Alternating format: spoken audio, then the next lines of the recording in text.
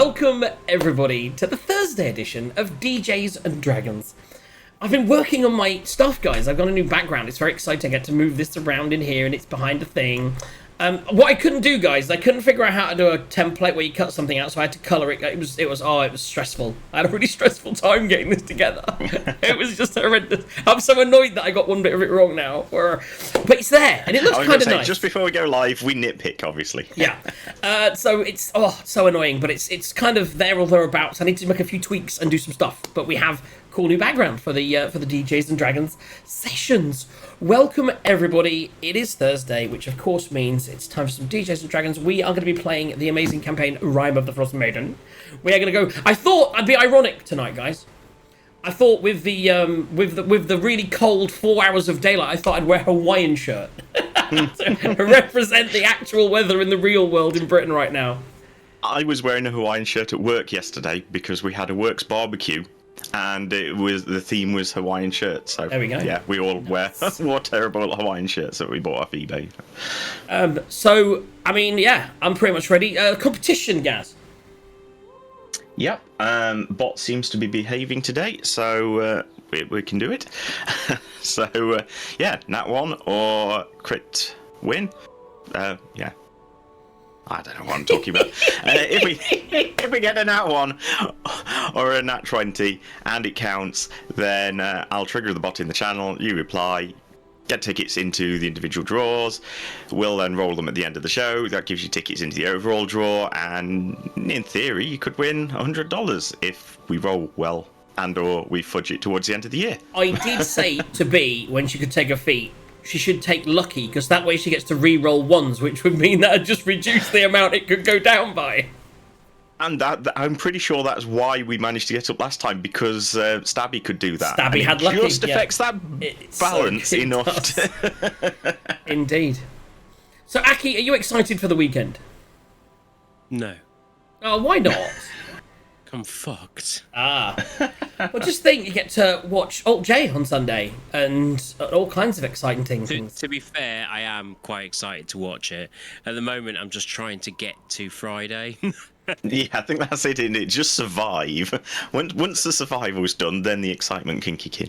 Exactly that. So yeah, as soon as we get there, I'm sure it'll be absolutely amazing. Well, tomorrow, of course, is everyone here tomorrow? Should be, yeah. I'm going to be talking about my gig last week. Of course, went to see Depeche Mode. That's one thing. Other things will be talking about who is going to replace that because if they need replacing, that's going to be exciting. And we're going to play really good music and have some good fun. But we'll talk about tomorrow. Let's talk about today, right now, in which case it's about that time. If I can find my magic musical button, it's about that time to play tonight's edition of DJs and Dragons.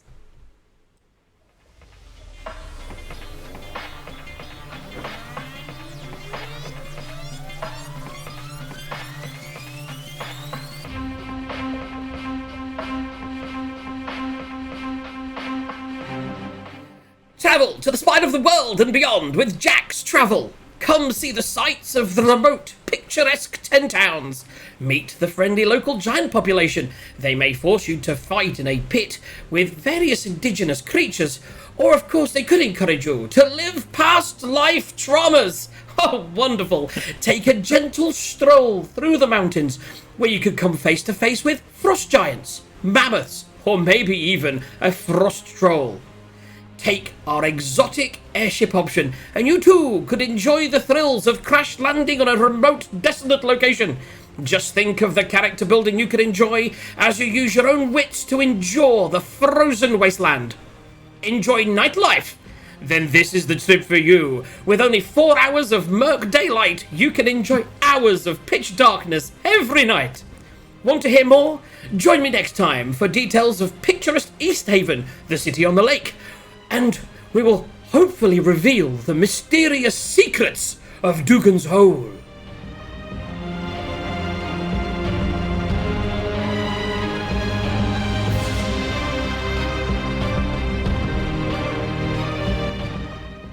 I finished that much earlier than usual. I put that together last week. I thought I'm bored of the same old recap. Let's make it funny. Right, DM, over to you. Where are us? What's happened? We do need a Scanlan, don't we? Right. Let's get you guys back to... Right. I cross my fingers. Yes! This is very, Is that updating? is it working? Can anyone see the map change? No. I can see the map change, yes. I'm We are now logged in in as the a wrong blue bubble. person. Let me stop being a butt monkey and rejoin as a player. There we go. See, this is why we always start on the title screen, so we can figure out if he's cheating. No, I would never cheat. I just log in and forget to change it. Not intentionally cheat. Inadvertently cheat. Okay, so I believe where we left it on the last session, you'd after trying unsuccessfully to bed down for the night, getting rudely disturbed by a frost giant. What frost giant? A ice troll, I believe it is, frost troll. You managed to sort that all out. Toxeros had a hole in his shoulder, and he said to himself, "Do you know what? I reckon a good sleep would fix this." So he did, and the rest of you have had a fairly uneventful sleep. And now we find ourselves roughly, I'm going to say you would have woken up a bit earlier, but it's roughly first light, so about 10 o'clock. And for the benefit of all of you, you find yourselves as light, what it is in Icewind Dale, starts to crest above the mountaintops. You find yourselves surrounded by towers of black, smoky crystal. What are you doing? And also, can someone roll me two? Oh, give me a second. Can what are you doing? And I'm going to find the dice you need to roll me.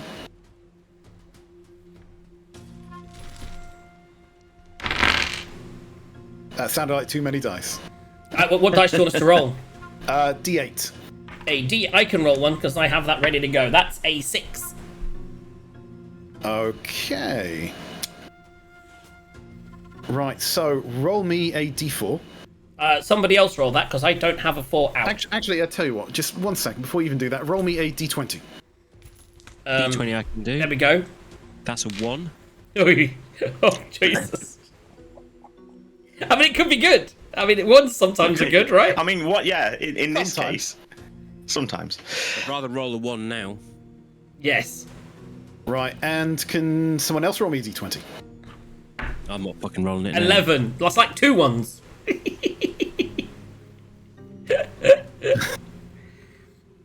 And actually, I'm going to roll this. Oh my god. This is like, what is There's a lot of happening? rolling. This is shocking.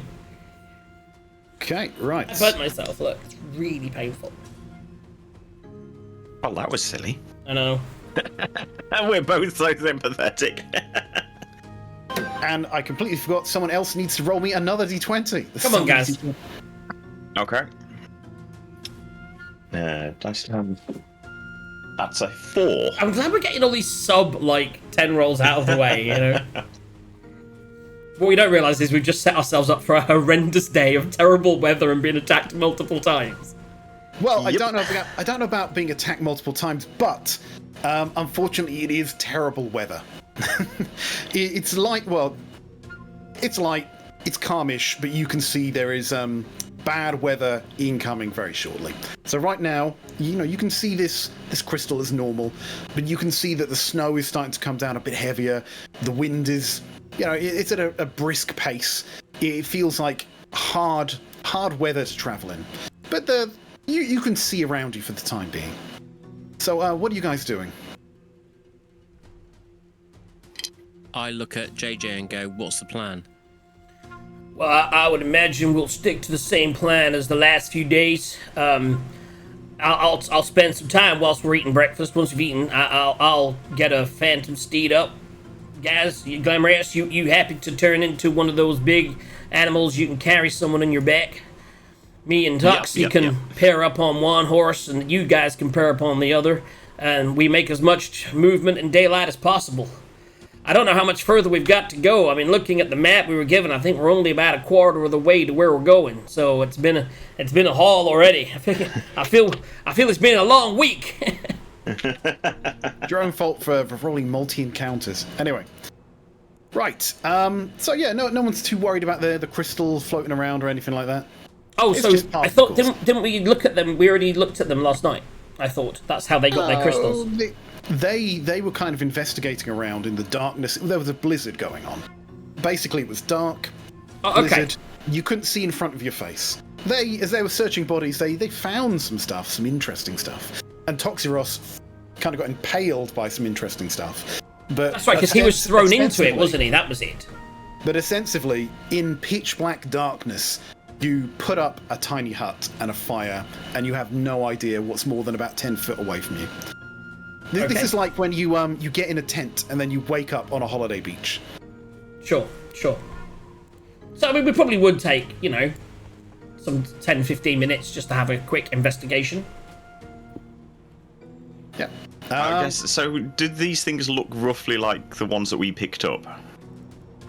The colour no longer quite matches. Yours looks Okay. a little darker than the crystal there. And again, Freakbee, yours doesn't look dark at all. Yours looks like almost a clear, slightly yellow crystal. And Glamourous's is almost obsidian. But what you've got in front is a very smoky, translucent crystal. So you find yourselves literally in the middle of a crystal formation. It's very odd to see this crystal coming out of the ground in the middle of mountainside.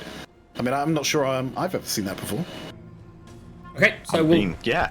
Personally, I have never seen crystals randomly sticking out. Oh, to and the if you mountainside. move the map down a little bit, you can see where you presume you left the frost troll. It seems to have been dragged off during the night. Okay, so animals, whatever. Okay, so we'll spend. Yeah, I mean, I will certainly sort of pull Toxis out and say, should we go and? What do you think of these structures? I know that you probably don't like the look of them after being impaled on one, but they are fascinating things. I could probably use some investigation to see if we can work out exactly what they are and what's caused them to arrive here. Yeah. Let's. So we'll start looking around. Do a bit of investigating. DM? Okay, why don't you roll us an investigation check, just the two of you? That is a 10 plus... 14. That's the first crit Math is fail of the day, hard. everybody. First crit fail of the day. That's a 1 from JJ. Oh, one from JJ. Right. I like to think JJ sits there. He's like, do you know what? I'm really lazy. I don't need to try and figure out what this is. I'll cast a spell. So he sits there, and he kind of starts doing his investigation ritual. He puts the symbols on the floor. He dances the dance. He sings the songs. And as soon as he's cast this spell, this investigation, identifiers, the little piece of crystal that he's holding, nothing seems to happen. He doesn't seem to gain any sort of knowledge or anything else. Roll me Arcana. Who? Captain Jax. 6. Plus. 4 plus 2, 6. Oh, wow. The rolls are big today, guys. yeah, that's the highest roll, 11, I think. Yeah. Face of your DM when he tries to give plot points to the players, but they're too dumb to find them. You cast investigation. Cast identify, and the spell just fails. And you did your Arcana check. You're trying to figure out why, but you really don't have much of any idea. Maybe you did it wrong. Okay, so you got what, Aki? I got sorry, 10 plus Toxeros? 3, which is 10 plus 4, which is 14. 14. Okay, so as you're walking around there, and you look to the other side, you see on the ground a desiccated corpse of what looks very similar to Glamorous. It's dwarven, definitely. Pallid, grey skin. It seems to be missing most of its chest cavity. And you can see that there's a pickaxe on the floor next to it. And if you look around the crystal, you can see there's a few marks on the crystal where this pickaxe looks like it was trying to chisel away chunks of this crystal. Okay, so I relay this to the group. It looks like that. Do you say a druid? A Duragar. A Duragar has been trying to mine bits of this crystal off, so it's possibly worth money. But you said that he was dead and desiccated, which do we think that happened whilst he was trying to mine? I wouldn't want to guess, and I certainly wouldn't want to try and mine it. Investigating that body, or having a look at the body to see, did it look like it died recently, or is the desiccation, does it look like the desiccation is from time, or does it look like he may have died fairly recently and the desiccation is because of the act that he was doing? I'm going to make you roll medicine for that. How well do you know about body decomposition? How well? But you know what? I was an ME back in the day. My medicine is 0. I got 0 on this. I rolled an 11. Straight 11. No one's helping on this. Okay. From what you know, the cold stops bodies decomposing. So it's almost impossible to tell how old this guy is. But his clothing looks fairly modern. You've seen a few Duragar in your day. And I like to think as you rifle through, you find a couple of copper pieces that look like they're from Waterdeep. They're kind of sigils that you recognise. So probably within at least the last 100 years. And does the desiccation make him look that he's been there older than that? He's definitely been there more than a day, probably a couple of years. But okay. You can't tell much more than that. Yeah, okay. All the water has kind of come out of his skin. Yeah, I think the other thing I was trying to figure out, does it look like he died naturally and is frozen in place here, or does it look like he may have been killed by what he was doing? But I imagine I didn't get enough from my roll to find that out. It looks like animals have had at him at some point over the course of however long he's been laying there. So did the animals kill him? Did the crystal kill him? Did something else kill him? Starvation, cold? It's not clear.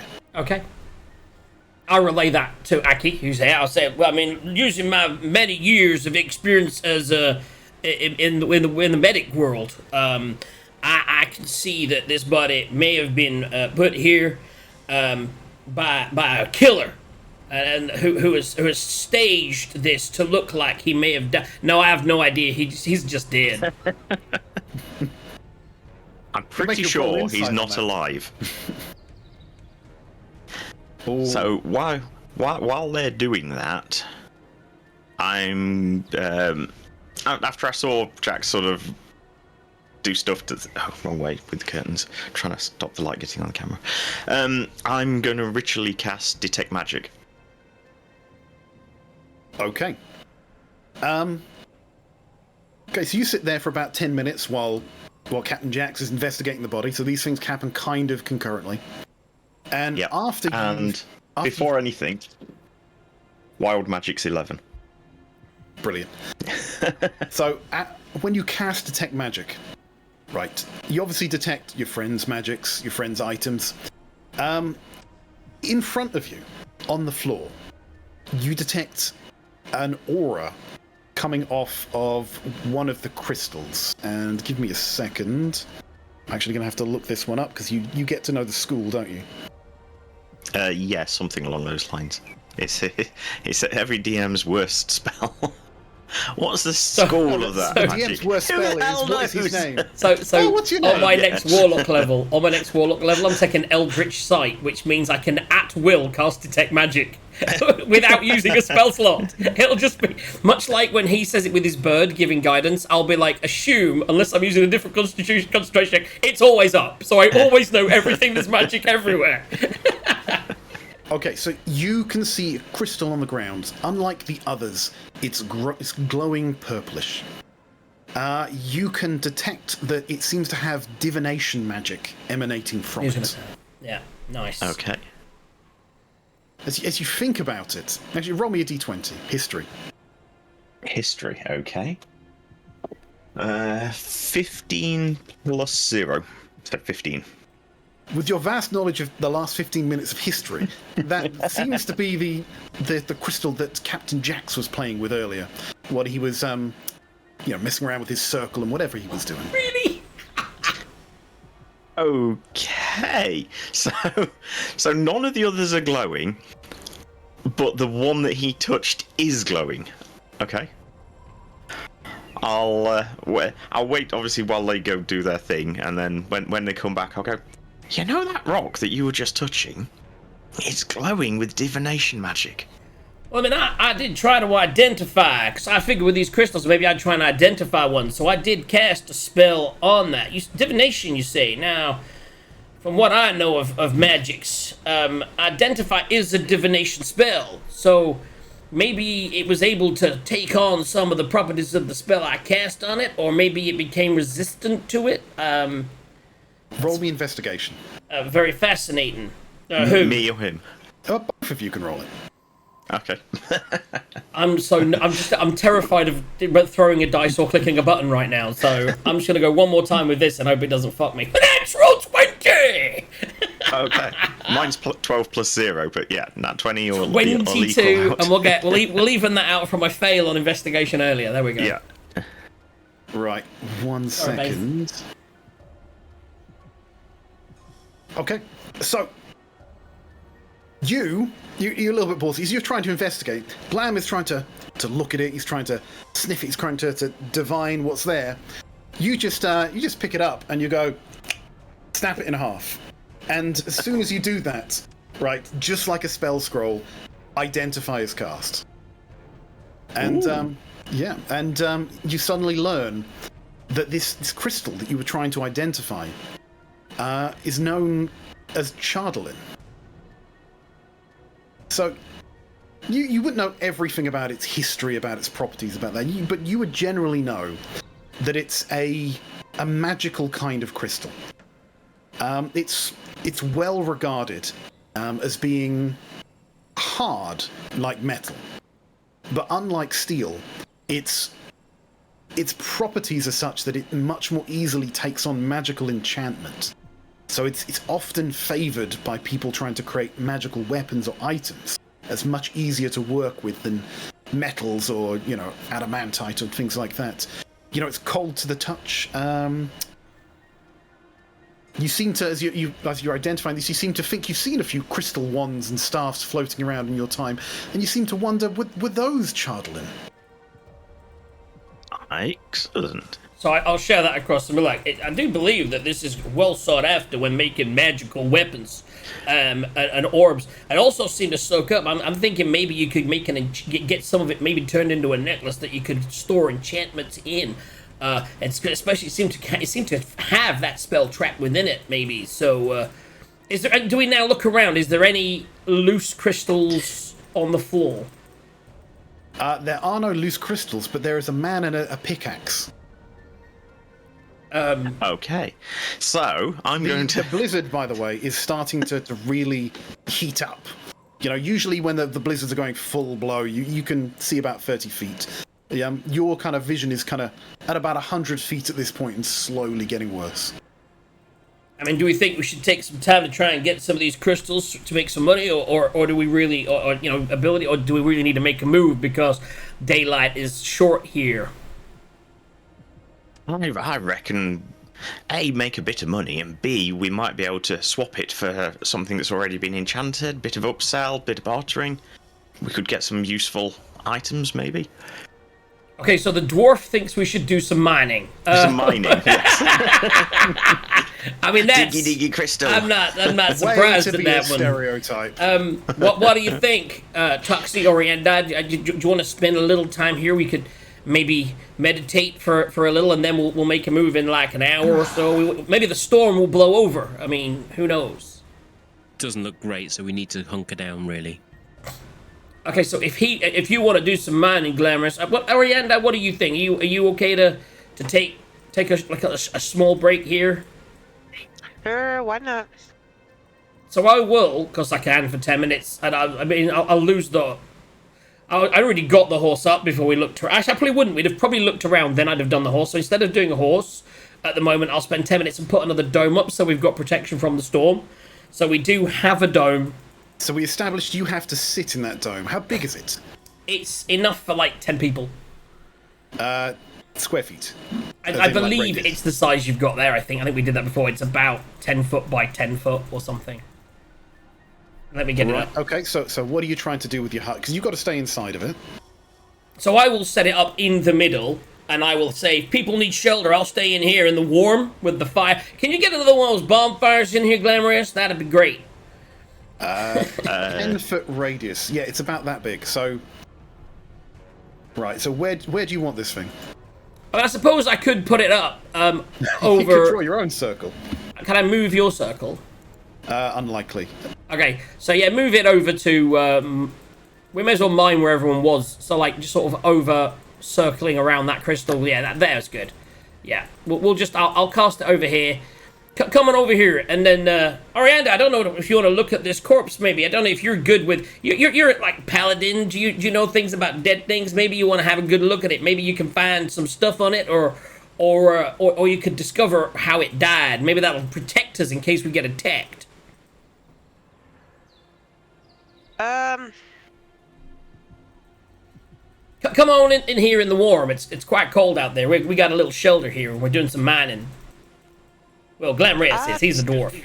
So yeah, I'm going to take my little ring hole off and pull the giant axe out of it and kind of to make a bit of space. Because I figured this stuff's a lot more valuable than a giant axe.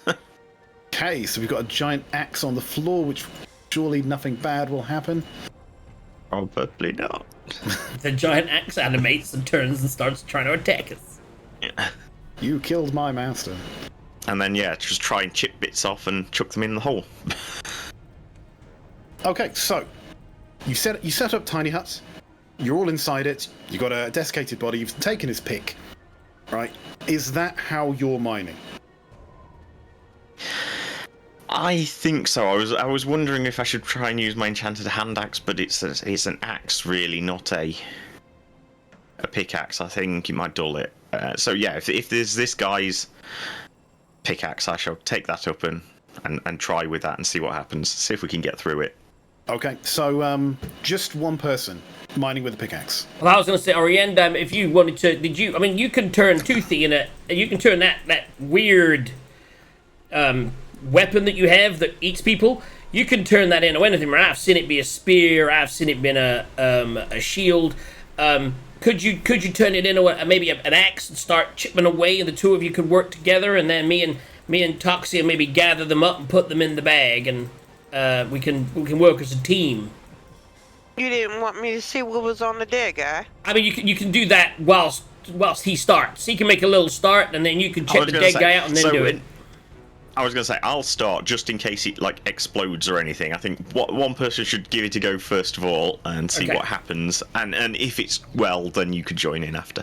Yeah, so Orianda's going to check the dead guy. The big guy, the little guy, is going to do the first mining. And I think, Toxie, maybe we should stand as far away as possible over here by this fire. And just inside the dome. Inside the dome. Oriandai, roll me a D100. Wait, what we should do, Glamorous, maybe is you could go and do the mining outside the dome first. Just the first. I was thinking that. Maybe just the first bit, yeah. Just because I can pass in and out as long as you're in it, I can pass in and out at will.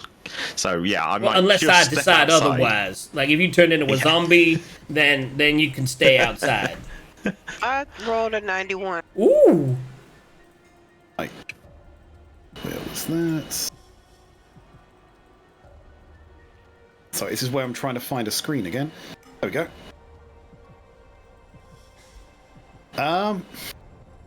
Well, that's an odd description. You managed to find... I don't even know how you would figure this out. I'm literally just reading a description here. You found a needle that never bends. Don't ask me. Maybe it's made of adamantite, but you found a needle that never bends. There you go. Interesting. I'm not sure what you do with that, but yeah. Well, what could you just put it on the end of a hammer? It's a hammer needle. Terrifying weapon. Okay. So, Glam, you're doing what? You're hitting with... So yeah, I'll just in case, given that it's got weird magical properties, I'm going to step just outside the bubble and swing the pickaxe at the crystal and see what happens. Sorry, you got a magical pickaxe? I don't. Or you're talking about Hugh? That's No, I'm talking about the one that we just got off the miner. So presumably. What'd you say, Aki? I think I'm going to duck. Yeah, well, we're inside. We're staying inside the protective dome whilst he does it. Yeah, I figure I might as well not kill you all. So I've stepped outside the dome. You're all in it. Just while I swing initially, see what happens. If it works well, I'll come back into mine. If bad things happen, maybe we won't bother. So you raise this thing above your head. You steel yourself. Roll. Can we say athletics? Initiative. Athletics. Okie dokes. No! The pickaxe is incredibly old and weak, following years of disuse out in the elements, and immediately Jesus. the handle breaks as soon as it hits the crystalline structure, leaving a sonorous ring. Dong. Okay, after that but nothing exploded, just the axe broke. No, just normal natural one stuff. Okay, right.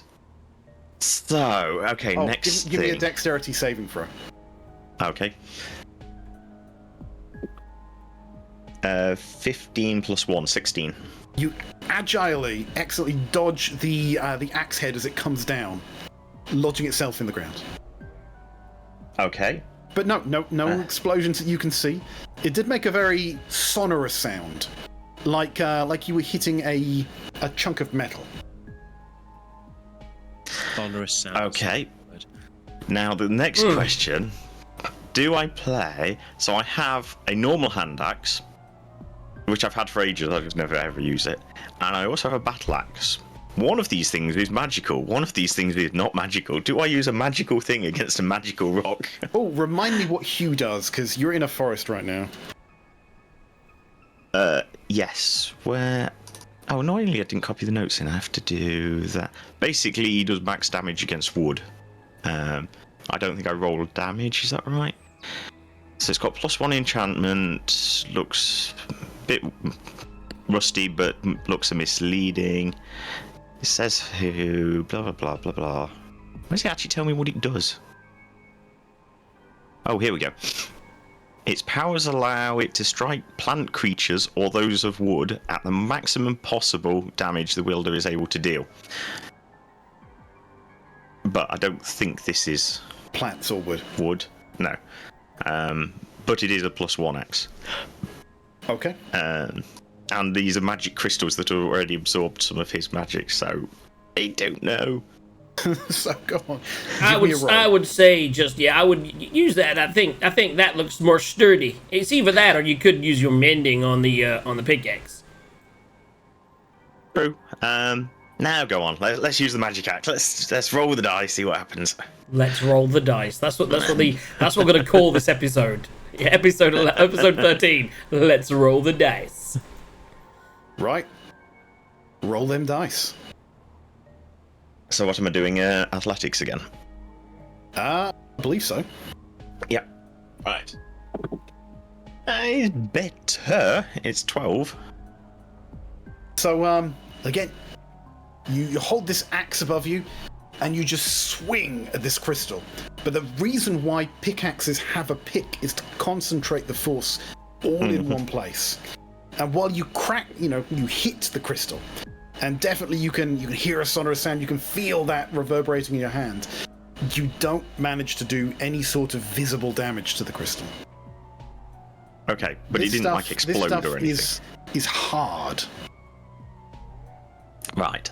Okay. So It's got pretty much what you'd imagine would happen if you got an axe and tried to just crack it against a rock cliff. a big stone. Yeah. Big granite cliff. Okay, so having a meta pigeon just shouted across the dome Oh, that was it. at me.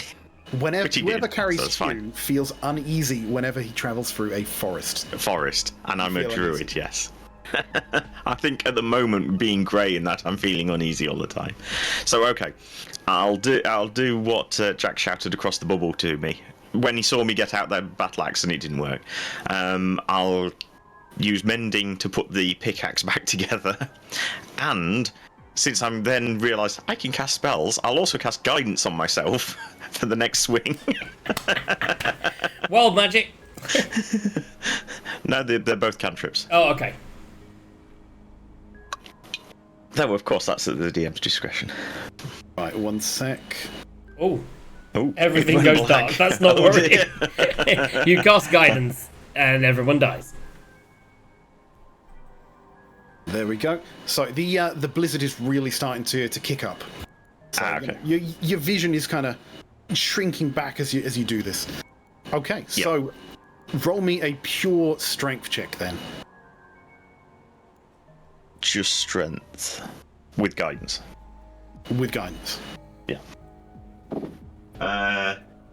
11 plus 1 is 12, plus 3 is 13. 14. Yep. 15. 15, that's what I meant to say. What did I say? 13? Yeah. Yes, 15. I went the wrong way. 15, yes. There you go. So, with a bit of guidance, with this mended pickaxe, you really start going at it. You just, you almost start screaming. You're like, ah, dash, dash, dash, dash. And after about 2 or 3 minutes of just smacking this rock, you can see a small little white powdery dink where the pickaxe has been hitting it.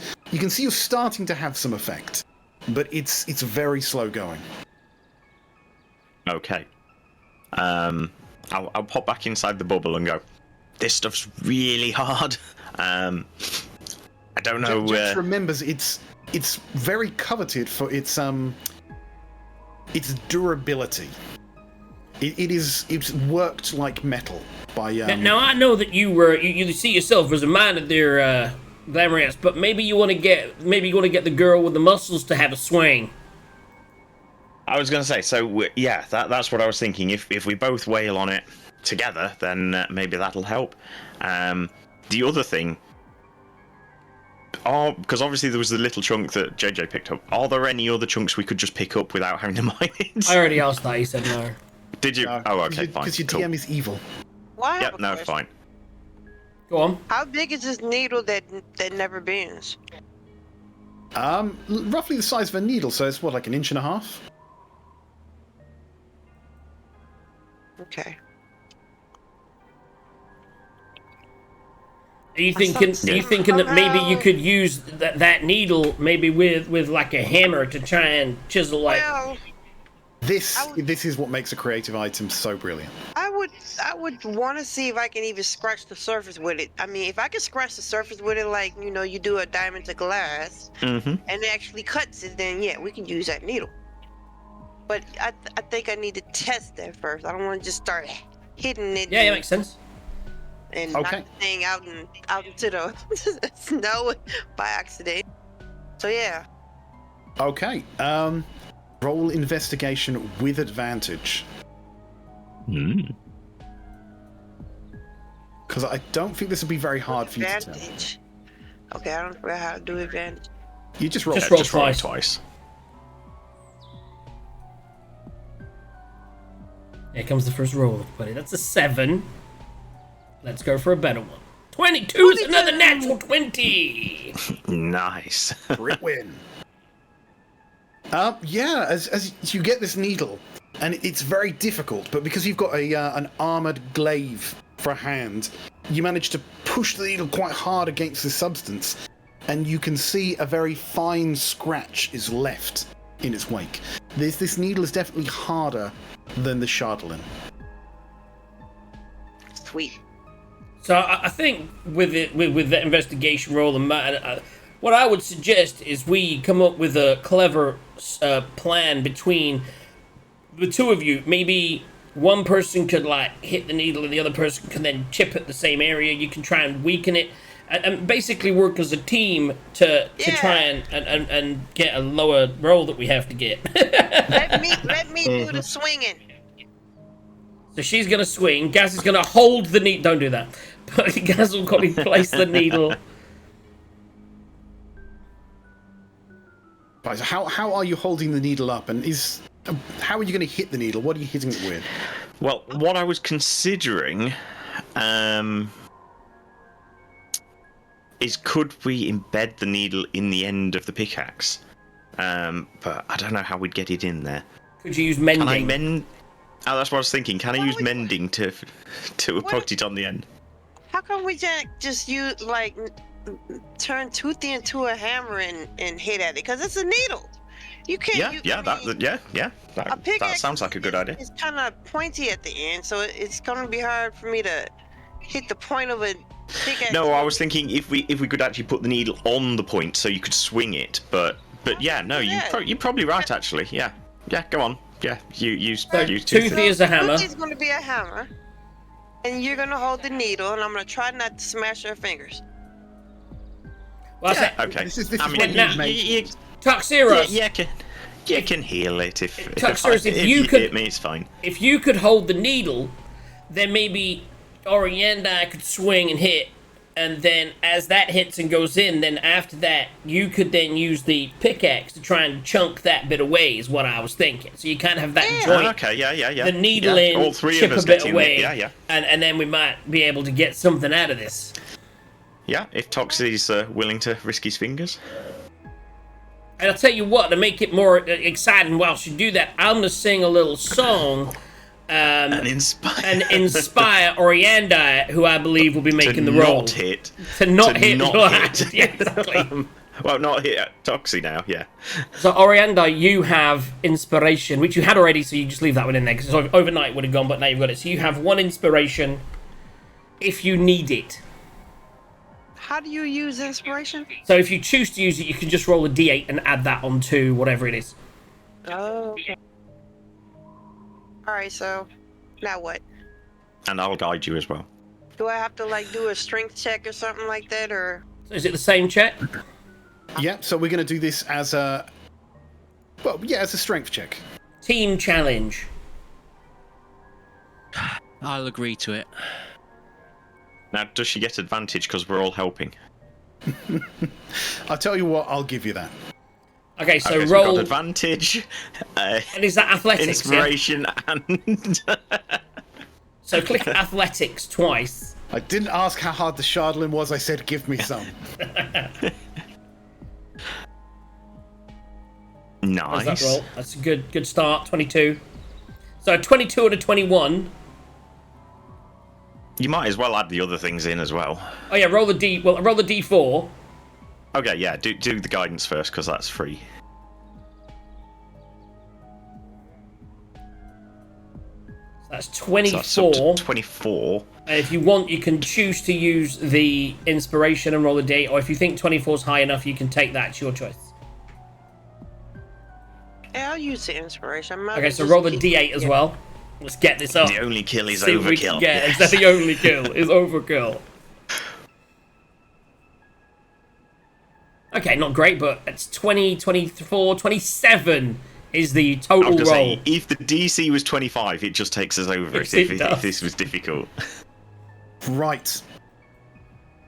As you smack this thing with Toothy, right, you can see it start to penetrate the crystal, right, causing it to slightly sink in, and little cracks appear here and there, and you, over the course of the next hour, you kind of move it up inch by inch, right, until you manage to cut a small brick-sized square of this Shardlin out, as it just pops out at the end of an hour. And as it falls, you hear this gurgling noise. Awful hungry. Head hurts. Okay, so you can see this chunk of Shardlin on the ground. What are you doing with it? Hey man, what was that talking? Your axe. I don't think it liked his head. I don't think its head liked its head being bashed for an hour. Well, I was thinking about it. What's harder, the Shardlin or Toothy's head? I think the Shardlin is.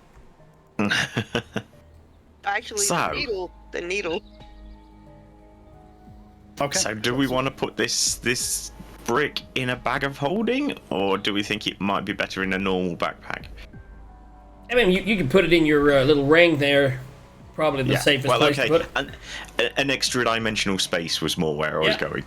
Given it's got weird magic absorbing properties. That said, it was fine with the axe, and it's been fine with the. So yeah, okay. Let's stick it in the portal thingy. Which one? The one that goes on my finger. The Okay, what's so it called? it's the size of a brick, but it feels as dense as lead almost. So this is about. Let's say it's about 150 pounds worth of shardlin. Oh wow. Okay, I've put that on a notepad for now. We can add that into stuff later. Shardlin gas ring portal, 150 pounds. Yeah. So it's been about an hour. What's the weather looking like? It is a full-blown blizzard, and as you're just sitting there next to the fire, making friends with the dead Duragar, and you're like, Glam, how's the weather out there? You know, just trying to take the piss a little bit. Glam, you notice. Actually, give me perception. You would notice anyway, but give me a perception roll. Perception. Is this visual or not? Or was you doing the mining outside, or did you come back in when you started the actual mining? We came back in because I came in to ask you. I was kind of, I think we can do it, but it's going to take a while.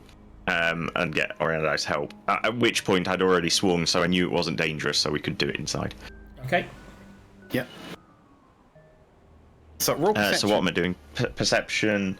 Yeah. Okay. Right. 3 + 8, unless it's visual, and I can use my advantage. It's visual. So. Oh, excellent. Still not great, but 6 + 8 is better. That's what, 14. Watch Bugs Bunny as a kid. Yes. You ever see when he's tunneling, trying to, underground, and Elmer Fudd or someone's hunting him? You can see this little tunnel just moving along the ground. You can kind of see that the snow is kind of. There's like a little hump appearing in the snow, and it's kind of moving. If I just draw this here, you can see there's kind of bigger one than that. Freehand, that.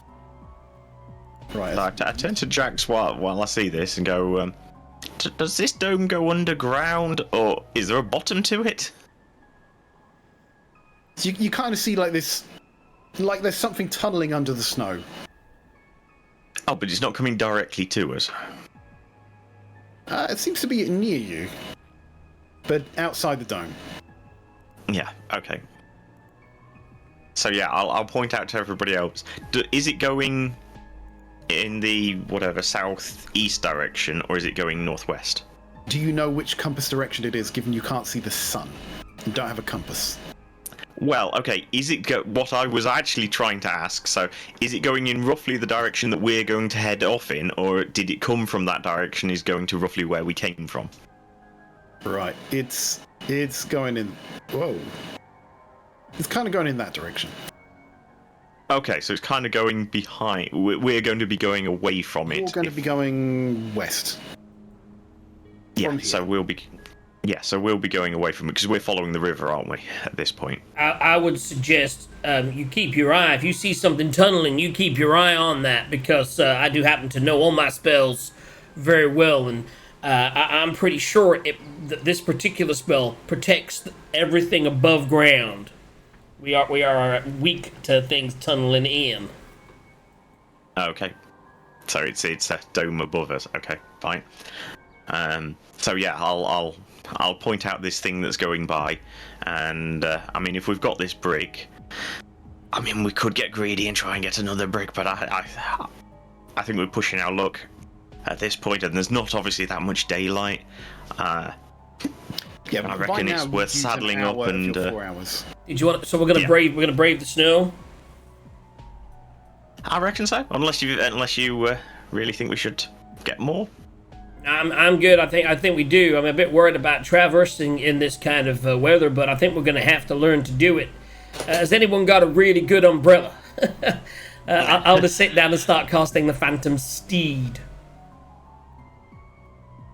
Okay, give me a second. What's everyone else doing? So I'll wait until I'll keep an eye on the thing that's going until the steed's ready, at which point I'll transform. Basically, because as the steed appears, the dome's going to drop, isn't it? So at that point, No, it's not concentration.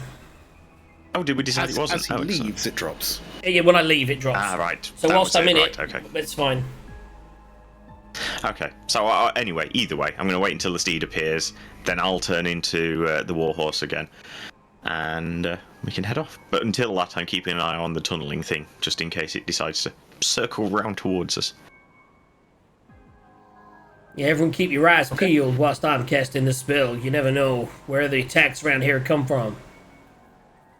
Roll some perception. Glamorous or someone else? I'll also be keeping an eye out to make sure that nothing untoward happens. Mine is 17 plus...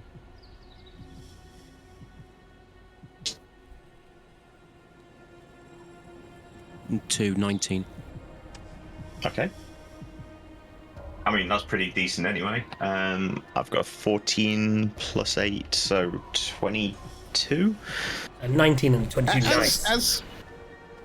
As Captain Jax is ritually casting this, you do see a second bump kind of making its way through the snow, much in the same direction as the first one. But again, it goes out of view after a minute or so.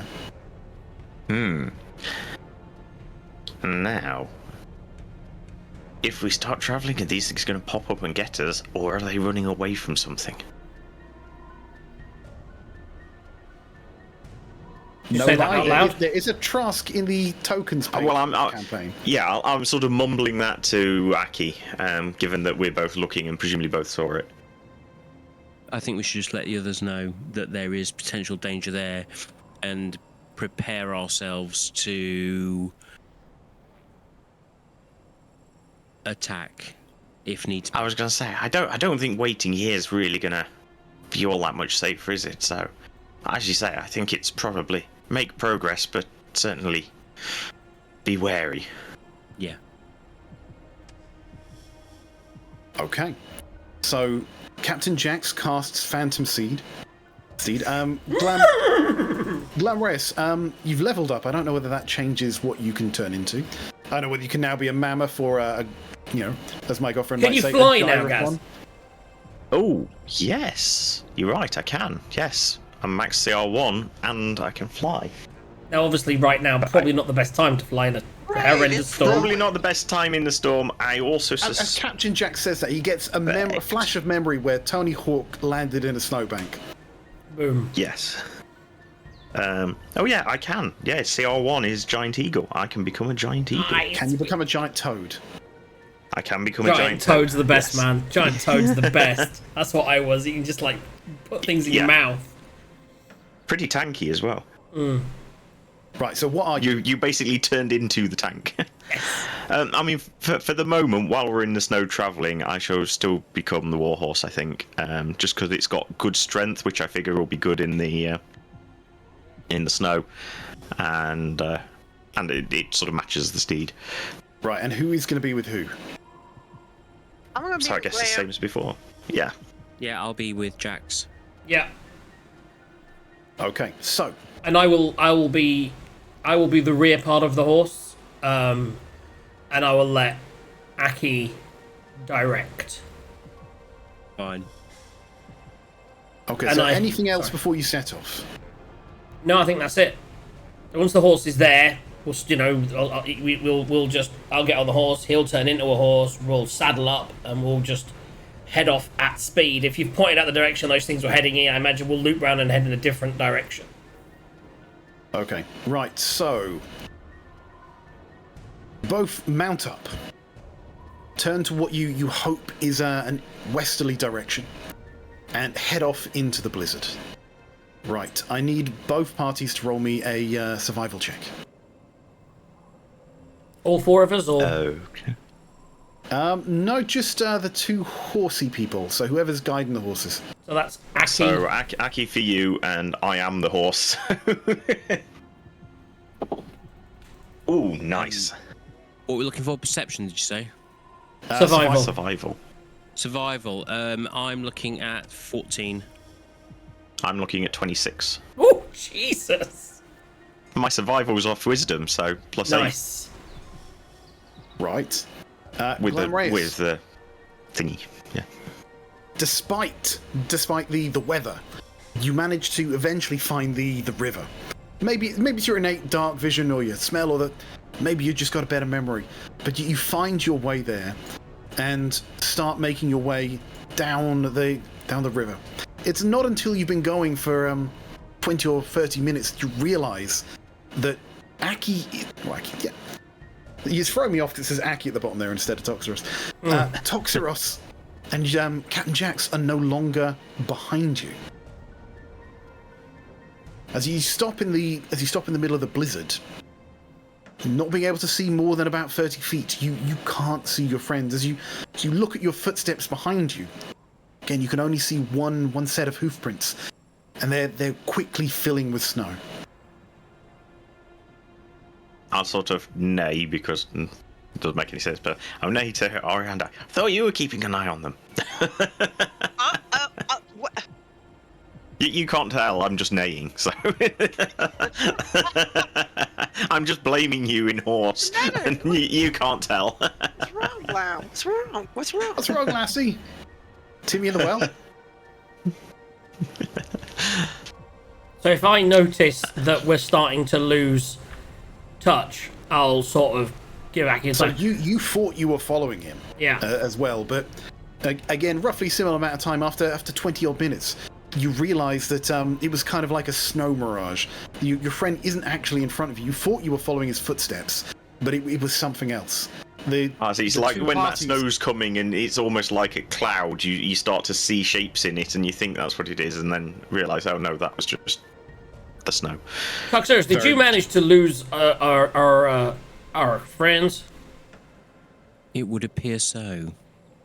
God damn it. Do we see anything, hear anything? The blizzard is blowing an absolute gale. Your ability to hear other things is severely impaired. Your sight, it's light, thank God, but it's a whiteout. You can see about 30 feet in front of you, which is, for those of us who live with metric, it's about 9-ish meters. Or about, 3 people's length, maybe. So I'm going to throw up the dancing lights, which I can cast up to 120 feet range. So there's 3 of them, so they're going to go up and then out diagonally. So they're kind of like covering about 60 foot around us, and they're about 30 feet in the air. Like a little beacon. The dancing lights. You can see, you know where they are. They're a spell. They're still there. Right, they're magically levitating, but you can't see them. You can kind of see areas around you that are glowing more than they were. And in fact, the weird way, if you've ever driven through heavy fog, the lighter it is, the actual harder it is to see any sort of distance. Yeah, but they're up, and as they're up, just around, I'm gonna send a message, sending to Oriandai, saying, "We appear to have lost your trail. Look around, can you see my lights? Any idea which direction we should go in? What does Glamorous think?" It's funny that the only person with locate object is a horse. I think Oriandai does as well, What doesn't do you she? mean? I think I have that too. Shouldn't have said anything then.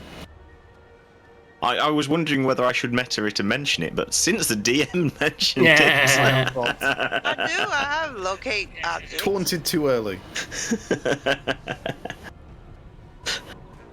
It's only 1,000 feet. That's 100 meters. So, Not even you got 100 that message. What do you do? Does she see any lights in the sky? She honestly doesn't. The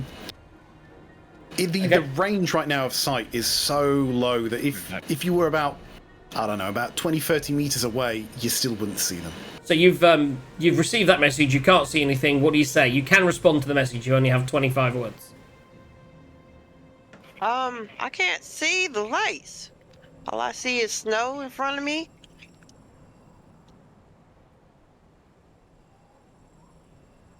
Is it? It's such a waste of words. Oh my god. You've got another 10 words. You could. You got 30 more words. You could mention the spell that you've got if you thought of it. Yeah. Is it over with now? So do you Oh, mention is this? it still my turn? Okay. I can try to locate. Let's see. What can I locate though? You would know things. What do we carry? I'll carry a lot of damn things. No, you don't want to locate your objects. No, You want to it's- locate me or Toxie. What do you know that me and Toxie have got? Why do you think of some of their special weapons or something? Foxy has a medallion. There you go. The medallion of thoughts. I'll Yeah, try to my locate- go-tos for Toxie would be the medallion, and for Jax would be the bandolier. Every time. See, you know what? I wouldn't have thought of no bandolore because that's a hard word to say. But yeah, That's true. Well, also, I think you prefer Toxie to Jax anyway, so Yeah. you'd naturally be drawn to. it has nothing to do with that. But anyhow, yeah. So yeah, I'm gonna try to locate something. Okay, so as you cast the spell, right, and it lasts for about 10 minutes. So he's not within 1,000 feet, or I think it's about 300 meters, but you can still use it to try and find your friends because it lasts 10 minutes. So this is more like pinging a sonar on a sub. If you come within about 300 meters of your friend in the next 10 minutes, you'll find him. So Okay, so if I presumably I know enough about magic, I can tell she casts locate object. So yeah, I'll start to backtrack the way we came. So since you're using locate object, roll me survival checks, both of you. So this is a roll with advantage, but just one each. Okay. So effectively, we're helping each other. Yeah. Right. Yeah. Okay. That's a 3. Mine's a 13 plus 8, so 21.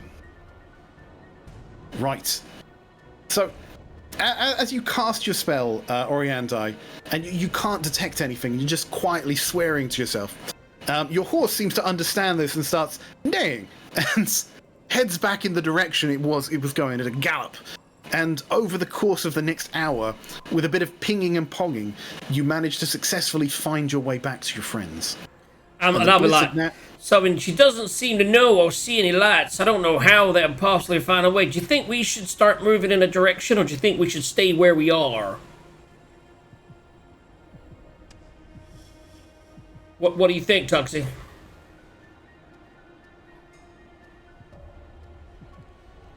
We can't hear you. Muted? No, I'm thinking.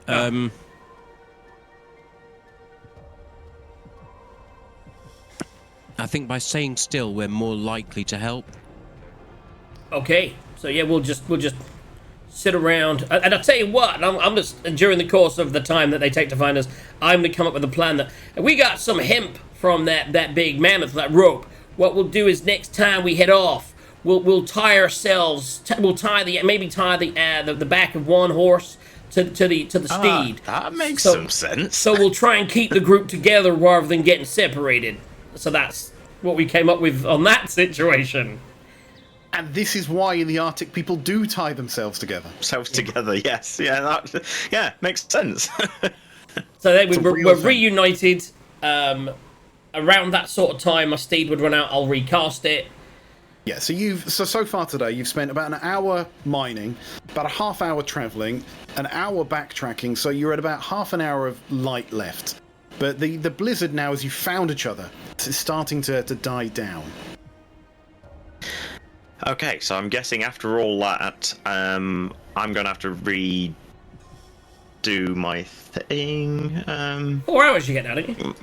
4 hours. That's what I was just thinking. Actually, yeah, mine's gone up. Yes. So you will need to recast your steed, I'll cast the steed, but and then we'll yeah, I'm all right for we'll the do moment. another hour of travel. Okay. Give me a survival. People who are leading the way, now connected with rope. Connected with Give rope. me a DC survival check. Aki, you can go, and I will give you. Actually, if we're tied together, I will rely on his +8. Maybe I should give inspiration. Yeah, I'll give Aki inspiration. Did he need it, Aki? He did. Oh, inspiration is just a D6. No, D8. D8, on top yeah. of what you had. You don't roll another D20. No, you rolled an 8. And it was an 8. No. Oh, damn it. Mm, There's too much light on that. I can't see Yeah. what it says. What was the total? 2. 2. 2 plus 3 is 5. So you rolled a 3 earlier? Oh, Jesus. I would have saved the inspiration. Oh, but you failed! Oh, so you get to keep the inspiration dice. Oh, God. Glambreus, save us. Mine's better, but still not brilliant. It's an 8 plus 8, so 16. So That's considerably better. Yes. Hold on a minute. So what was it? survival. So for my survival's plus 2, so it's 7. Yeah, so Yeah, 3 plus yeah. 2 plus 2. Okay. Throughout the course of the next few hours, as the sunlight starts to die, I assume Captain Jax is putting out his dancing light so you can still see as you're going, as you're following the river. Toxeros seems to start making up his own assignments, seems to be going, no, it's over there, but no, gets reined in again by quick snap, little chop from the horse that is going just biting his ass and going, no, that way. And eventually you manage to find yourselves, that's too much. You manage to find yourselves on a pathway. Ooh. Yeah. As you've now found what you presume to be the 10 trails. Right. As you head up the roadway, you eventually come to... Let's see if I can find it.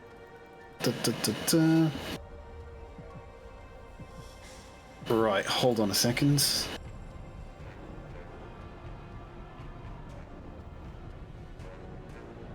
And that's when I first rode a horse, Orianda. That was a great story. I tell you, that story makes me laugh every time. You rolled a horse? No, rode a horse. That I was just I was you just said finished. you rolled it. That was the first time I rode a horse back in Waterdeep. It was a great time. That was a good story, wasn't it? Did you enjoy my story that I've been telling for the last hour and a half? Yeah, that was pretty interesting. Let me play another song. Oh, Jesus. There you go. Everyone loves the sight of dead things as you're riding along. What in the world? Yeah, so again, it's dark. I should probably have some dynamic lighting on here, but anyway. So it's dark, you've got your lights out, and as you're now going up the 10 trails, in the pitch black, you eventually come across a wagon. What do you call a wagon trail? What do you call a group of wagons? Caravan. Wagon caravan. It looks like it's been attacked. You can see dead horses, you can see dead people. None of it looks like a clean cut. All of it looks like ragged animal attacks, chunks of people missing. And again, the stuff that seems to have been on the wagon seems to have been looted long ago. Ah, that was going to be my first thing. Loot the wagon. Toxie, move your token right behind me because in front of me, because we're riding a horse together. There we go, I'm there. I was putting myself to the front, but I'm at the back. And obviously, yeah, you two are on top of each other. Oh, look at that. That's amazing. That's Gaz's horse. That's our horse, and Gaz is just a horse. Oh, we have horses. Look at that. Right, and then we hide Gaz, and there we go. Your horses. Oh, Right, I can control so- the horses. We're going to take a small break if we're going into an encounter. Does that sound like a plan? Everyone take 2 or 3 minutes. Guys, thank you for tuning in so far. Hope you're enjoying. It's been quite mysterious. I've had my mysterious music on for the entire time. But I'm getting a feeling any second now we're going to be switching to something more battle ready. I'm going to go into adventure as we take a small break. Guys, 2 minutes, 3 minutes. Going to get a quick drink, quick toilet break, and then we'll be back. Repeat, I also have to remind the wife that it's now 9 o'clock and she's stopped playing Hogwarts. Which, by the way, she completed and she is now playing a second time. Why does she have to stop? But no, because she stops around 9 o'clock so she can go and do women things and stuff. You know what women are like, I don't know. I don't know. Right. 2 minutes, 3 minutes, come back. See you all soon. Love you. Yep.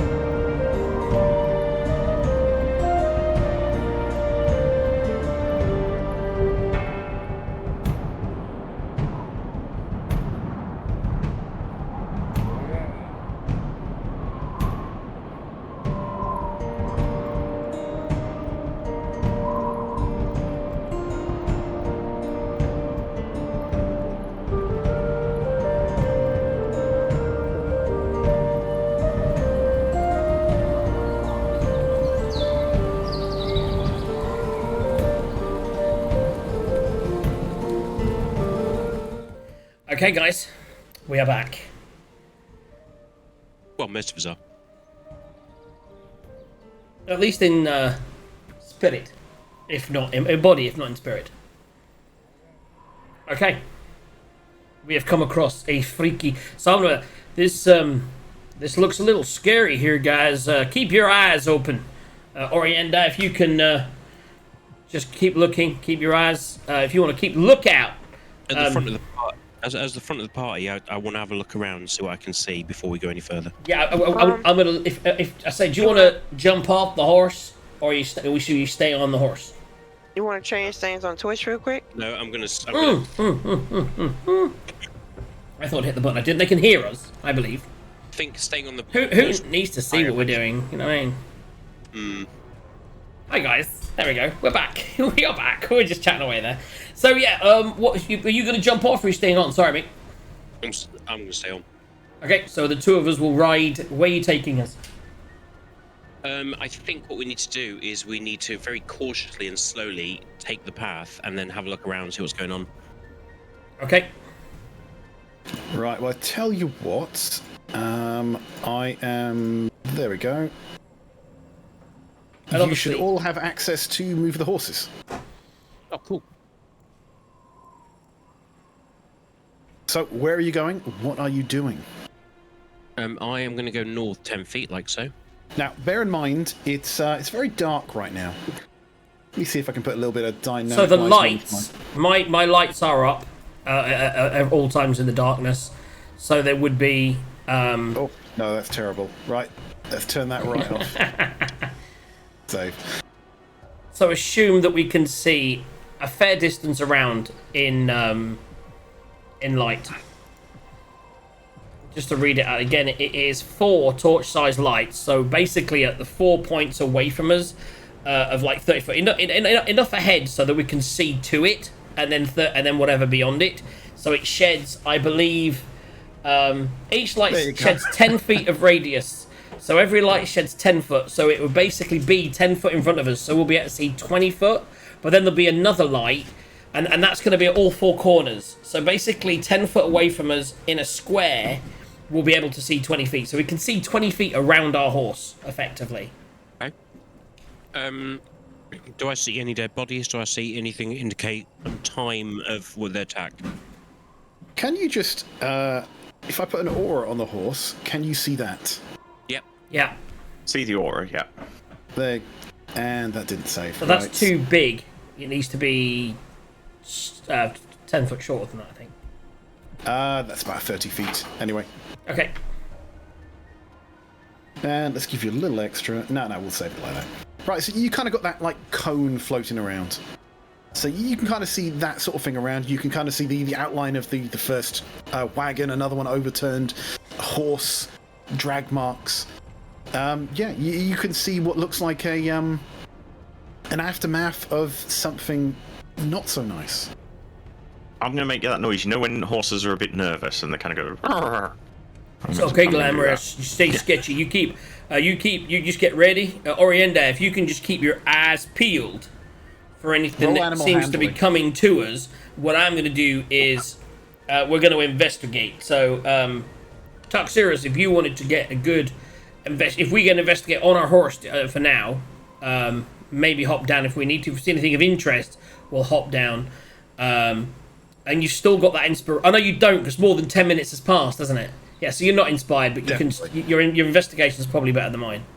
Are we Maybe. doing animal handling? Oh, I was going to say, Captain Jax, can you roll animal handling to see if you can calm down our druid? I'm not on the druid. No, remember, frightened. You were talking to the druid. Remember, frightened does exist as a condition. Who's frightened? Sorry, I forgot I hadn't turned my camera on. Just to feel Well, I'm in. is a. I think it's just for flavour. Just for flavour. Yeah, that's you. Sorry, Arianda. Yeah, you need to roll that. Sorry, I thought this was me. I was like, I'm not even there. Me. Okay. I got 23. Ooh, I'm not doing good. Yeah, you wasn't a start crit stroking fail. his mane, Oriandi, but in the wrong direction. Oh, sorry. Did you say animal handling? Or... No, you needed to roll investigation. Well, I don't know. I don't know yet, but you're investigating, so I imagine he'll get you to roll investigation. Okay, so are you investigating the caravan? Yes, And have you rolled Toxeros? he has. Yeah. And what did you roll, Toxeros? 23. 23. As you start moving around the caravan, the thing that strikes you most is what is absent. You can see what looks like the entire lives of people on here. You can see what a lot of people shit. might consider junk. I deleted the horse. This is what I get for trusting people. I tried to delete my lion and deleted the horse. I was trying to grab all of them. Right, and there we go. Yeah, so what strikes you is what's absent. it looks like this caravan was holding people's whole lives. You can see items of clothing, you can see knickknacks, you can see paintings and pictures of loved ones. But what you can't see is any food, you can't see any gold, you can't see anything of any real value. Does it look like there is an absence of it, as in it used to be there, but it's gone? That would be a fair assumption. No one would make this journey without food or gold to trade. This has been raided by locals, which I'll tell everybody. Yeah, you can see that the food is gone. What about the gold? Does that look like that's been... Because if it's food, it could just be animals. But if it's gold, then... I mean, I've killed a few spiders in my time that dropped treasure, and I always thought that was weird. Maybe it was It happens all the time. You'd be amazed. You kill this wolf, and all of a sudden he's got a bag of coins. Like, how did that happen? Maybe it was those giant trolls. And I mean, they do have cats. And some of these people have been torn apart roughly. So it could be the giant trolls and their cat. So yeah, we Or got. birds. It could even be. I mean, we've had trolls, we've had giants, we've had giant trolls. Maybe this is. I mean, it could be those. It could be something else. I think we just got to keep our eyes peeled at all times. Now, what did you actually roll, Toxeros? What was your roll again? 19. That's quite high, isn't it? On the floor, what tracks do I see? Good question. What you actually see, and I'm going to draw some very crude tracks here, is you see some tracks, humanoid. Could be. It could be funny. What the hell is that? Right. From or Buffy something the that we Vampire can't say Slayer for the when they cats. did the musical episode. Yeah, it must be. We're not going to say that. Right. Yeah, you can see humanoid footprints heading to the north. With your excellent tracking skills, you can determine that there are 2 sets of footprints. How deep are they? One set looks deeper than the other. It'd be very hard for you to tell weight from it. But yeah, it looks like one was carrying some weight, the other one was a bit more fleet of foot. So just 2 sets of footprints did all this. That's scary people to be avoiding. Right. No, I should probably say more than that. Yeah, you can see animal footprints around, and give me a survival. No, convince me. Should it be survival or nature? To tell what animal tracks are. I think that'd be nature, wouldn't it? I don't think it makes a difference, to be perfectly honest. There we go. You can roll with advantage. I'll help. Okay. And what So, is he rolling? I would roll survival, because we're out looking for tracks. Okay. I roll 9. Oh shit. Lost that one. And I roll a 13 plus 2, that's 15. So you can see what looks like, and I'm actually going to have to look up a goddamn picture here before I can even say that. It is just so weird with D&D. What does its feet actually look like?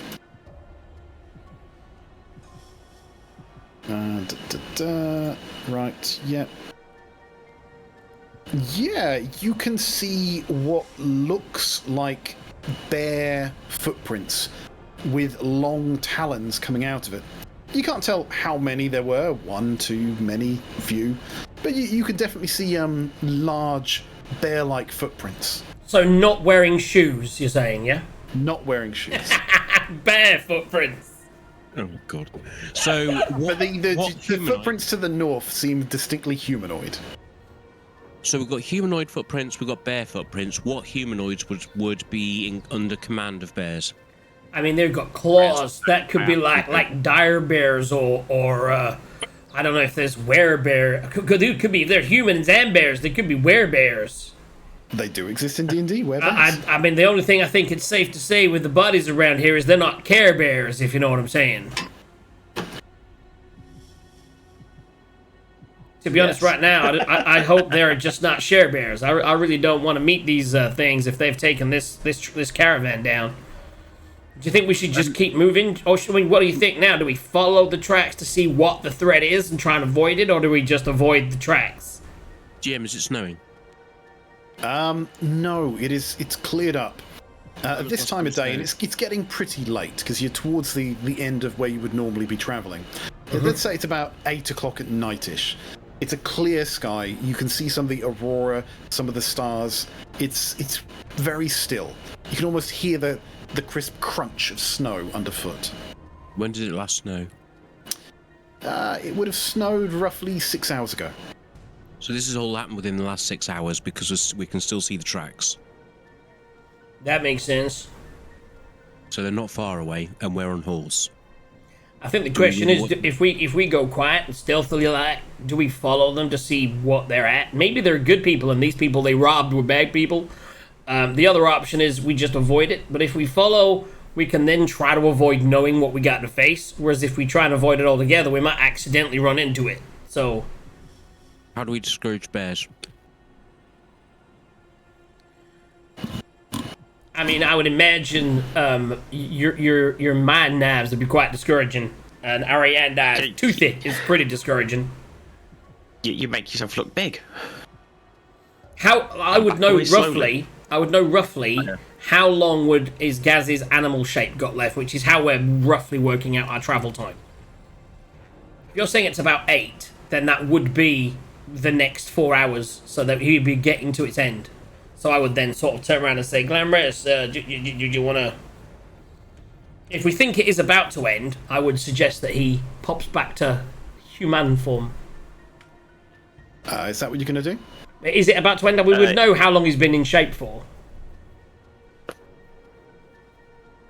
Yeah, I reckon at this point we're about 3.5 hours, so we've still got a little bit, but it depends. If we're going to go stealthily, then I shall follow along the horse till it pops off. Okay. So we have to make the decision, guys. So if he stole a horse, he's staying a horse at the moment.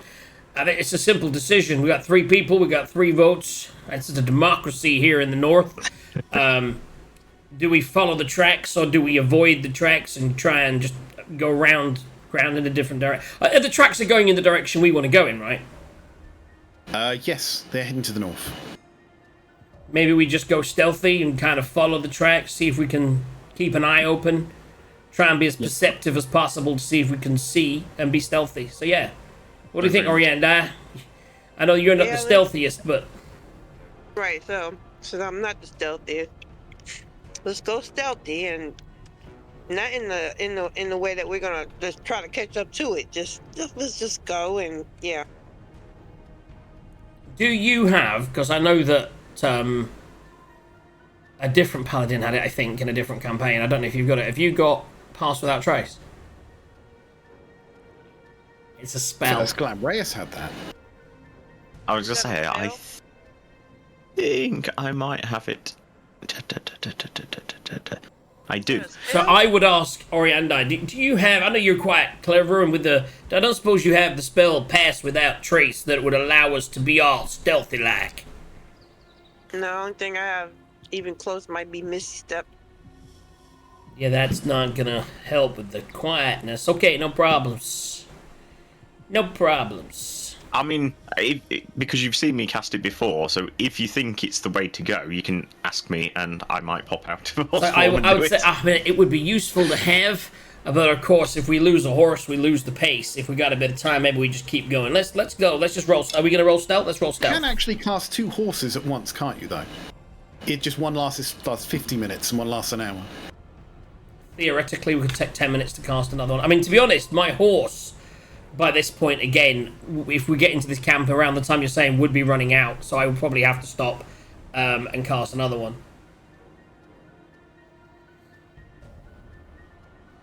So I would suggest that that's what we do. Okay.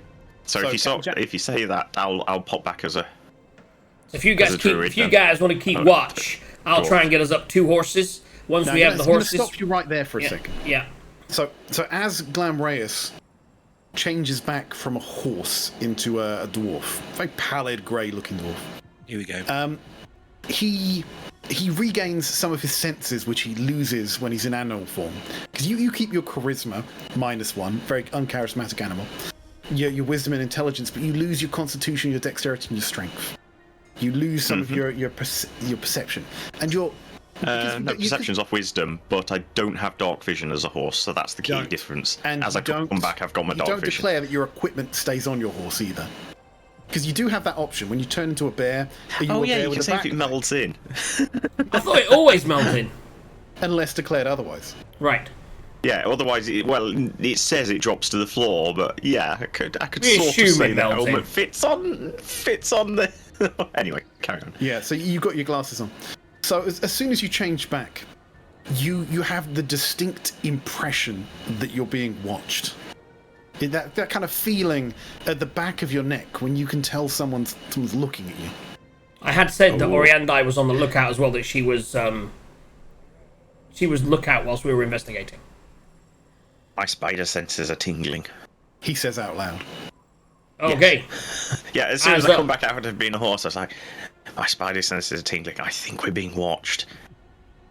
Eyes up, I mean, because everybody. we've got the lights up, haven't we? So we are a big... We're both on the blob, horse. I mean, essentially. Aki's on the horse as well. We're still on the horse. I just moved it to there so we could see the tracks. Roll me some Should I- perception, Glam. Should I, or Arianda, did you not see anything whilst you were looking? I did see keep an eye out. Oriandai doesn't have dark vision. We've got the lights up though. I'm blind as a Oh, bat. so it's outside of the light area, is it? Just trust your DM on this. Yeah. So I would say, should I say something? Can I do this as visual? You can. Yeah. 10 plus, what are we doing? Perception 8. 18. Okay. So I do like the maxing out wisdom. It's useful for some things. As a quick note, do we have any horses at the moment? Have I cast any, or is this you still got the one that until it runs out of time, it's right? still there. Yeah. So Theoretically, you could have 6 horses at once. yeah. So that one's there, but now Glamreus is no longer a horse, so that's Glamreus there, not a horse. Go, and you can go there, and Yeah. So Right. yeah, I'd like to think before I did that, I sort of knelt down so that Orianda could get off. It isn't just on my shoulders. Right, so as you turn back into a druid, and with your excellent vision, your dark vision enhanced by your goggles, and this feeling that you're being watched, as you look around, you see to the north of you a small owl looking very intently at you, Okay. almost purposefully, like there's intelligence behind its eyes. Can I see this? Okay. No one currently can see this other than Glam. So, my dad thing's not doing what I want. Yes. So, okay, I'll sort of point out over there. I'm not sure you guys will be able to see it because it's in the dark, but just over there, there's an owl watching us. Roll me sleight of hand. You know when people get a bit nervous about cats watching them when they pee. It's that sort of thing. There's an owl watching us. It just looks wrong. It's not a natural way an owl would look at us. Sleight of hand. Okay. Do you think I I don't should? have magic powers on. Do you think I should talk But to that it? is a nat 20. Oh, baby. You very That's when I get to nat nonchalantly, 20. you're just walking around, looking, and very quickly, have you seen that owl to the north? Kind of like in your head. So I take a step to the north with the horse and the light, and then sort of glance in that direction. Do we now see it if we're looking? Okay, so I would like to think that you with your dancing lights, they wouldn't go straight towards the owl, but they kind of do a Move, they would lazy, start to move, yeah. Yeah, I think that's the thing. If you just circle. turn them off, because an owl will have night vision anyway, won't it? So actually turning them off probably doesn't help. But as you say, you can subtly move them towards it. Okay. Can I use an action, please? Is it an action that requires everyone to roll initiative? No. Okay. I'm going to use my aura sight from my Wear the Soul Knife. As an action, I can select a creature that I can see. It makes a wisdom saving throw, though it has no knowledge that I forced it to attempt this throw. On a failed save, you learn if the creature shares any aspects of its alignment with you, its current hit points, and its current attitude and intentions towards you or one other creature. Nice! Object or location of choice. In addition, for the next 24 hours or until you use this ability again, you can use an action to determine the creature's distance and direction from you. That So we is, could that is hunt a lot it. of OP. Right. Okay, so it needs to make a wisdom saving throw. I mean, it's an owl. That's what I would say. Yes, true. What is the DC? How do I tell? You usually have a DC written into your character sheets. It'll say safety see above your spell. Oh, you don't have spells, do you? It'll probably be in the action itself. Hold on. It's like my Fey presence. I can do a thing and they do it, and it says DC 14 in brackets. It's 8 plus my con plus my proficiency bonus. I think. Right, and that would be? My con is 2, and my proficiency bonus is +7, I think.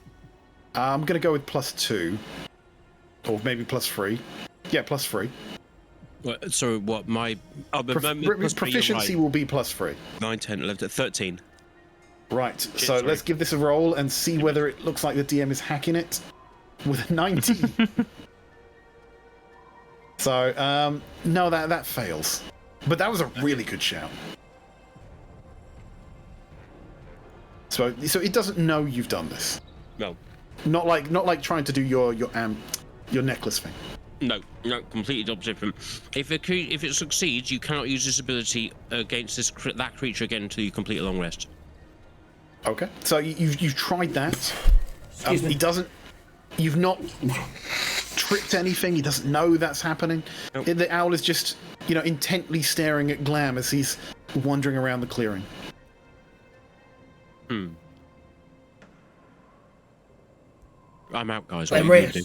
Glamorous, do you think I should, do you think if I talk to it, it would flee? Like you said before that a creature was kind of looking at you and then you talked to it and it ran away. Do you think we could maybe, talk to it in some way, or what do you think? I mean, it doesn't seem to me like it would be related directly to what happened here. I mean, the things that happened here look like they were violent, and it doesn't look like they'd be waiting in an owl form. It kind of, I mean, at best this would be an ambush, and they would jump out ravaging. So yeah, I reckon it might be worth trying to see what it wants, see whether it knows what's going on here, whether it's got any idea of if we carry on, if there'll be danger. As you're talking, you kind of hear it make a hooting sound. Coo, coo. How loudly? You. Did it seem like it was communicating? As it does that, if it's starting to make noise, I will use my bandolier and I'll just grip it a little bit tightly. Yeah, it's my other character that's got the helm of communication, isn't it? And I will cast Speak with Animals, so I will understand what it says if it's passing on any messages. I just had a thought. You remember those two tunnels that were tunneling Yeah, towards where we were going? What if that's what killed these guys? that's possible. That's certainly possible. So did I get what they said when I cast? Is he keep cooing? Right. So you cast Speak with Animals. Yes. Right. After he's gone hoo hoo. Yeah, once I heard he was making noise, I then cast it. Yeah. So as you're nonchalantly trying not to. Actually, can you give me a sleight of hand because that is a magic spell. Yeah, it's somnatic as well, so yeah, I will do. Yeah, not looking at looking at it and then turning around. 12. And also do a disadvantage because owls have a keen sense of hearing and sight. Natural one.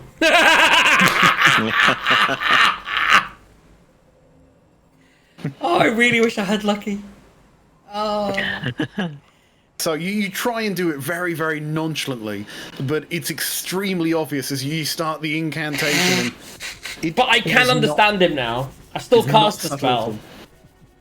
subtle. He just knows I cast it. For all of this time, it doesn't break looking away from Glamrez. And it says that again. Whoo, whoo. And what you hear in your head, Captain Jax, is who? Who? Who? Doctor Who? Who? Who? So I'll turn around to Glamorous and say, I think he's talking to us and asking who us. I'm going to turn around and say, in owl, friend. We're friendly. We mean no harm. Woo-hoo! Who mean no harm? Who means no harm? We mean no harm. Okay.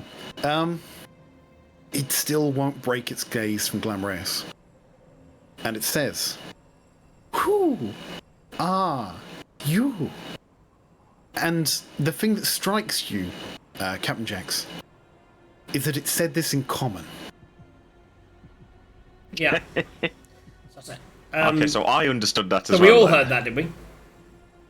Anyone who speaks common. Yeah. So you did hear that, guys. Okay. I think he's talking to you, Glamorous. Maybe he's a druid like yourself, and maybe you should go forward and talk to him. So yeah, I'll take a couple of steps towards it. I'm not going to go all the way over, but where am I? I've zoomed into the owl. I'm also. Come and So I'll stand sort next. of come over here. Oh, are you over there? Yes. Where's Okay, so the come owl? over there a little So I bit. can get the viewers. Oh, there we Slightly go. further north. Yeah, there we go, guys. Just here. I'll be like, Yeah, Xeros, so, just be ready in case things go south. So I'll go up and I'll go. I'm Glamreo's Barrowmane. I'm a druid, but things have taken a little bit of a turn for the worse, and we're actually on a quest to try and fix me. Who are you? As you say that, it seems to look at you for a second, and then almost give you a kind of a nod, as it turns around and flies away. It seems like it got what it needed from that encounter. Okay. Uh-oh. So as it's turning to fly away, how I feel far like I away? should force you to roll initiative at this point. How far away is it? And I imagine Oriandai is going to have joined us. Move your character up, Oriandai. You We'd all 50 be together. feet. Sorry? From you, 50 feet. Yeah, so if Oriandai came to join us, I would sort of turn around and just say, I don't suppose you can cast Hunter's Mark on that so we can follow it. And if she'd have chance to cast it on there before he gets away. Alright, I'd let you roll initiative and see whether she casts it before it moves out of range. Do it! Come on, B! Come on! So roll initiative, he roll initiative, and we'll see. Obviously, if Only he goes she first. wants to do that. Yeah, if you want to. Bear in Sure, mind, we did check, and Hunter's Mark isn't quite as good as Toxic's thing. It doesn't let you know where it is. It just gives you advantage You on are popping. skills to find it. Me is. Popping. Yes, you're popping. Okay, I shall restart Discord because that's usually what that is. Oh my god. Yeah, so it's not like locate object. Oh, okay, don't worry about it then. That's fine. Don't waste the spell. No, I thought I was getting it mixed up, yeah, with Toxic's thing, which gives you direction, etc. Never mind. Ignore that. Okay, so with that, unless there's anything else you want to try and metagame, it is going to turn around and fly away. I was tempted to charm it, but I will just keep that to myself. Can you even I have a new ability that I didn't realize I had until I started leveling up. Within 60 feet, I can, just for one turn, charm with my new ability, which is called not Font of Inspiration, Silver Tongue. No, it's not that one. It's there somewhere. Yeah, just once a day. It's one of those once a day things. Once a day I can Fey presence. Once every short rest, as an action, I can either frighten or charm a creature within sight of myself.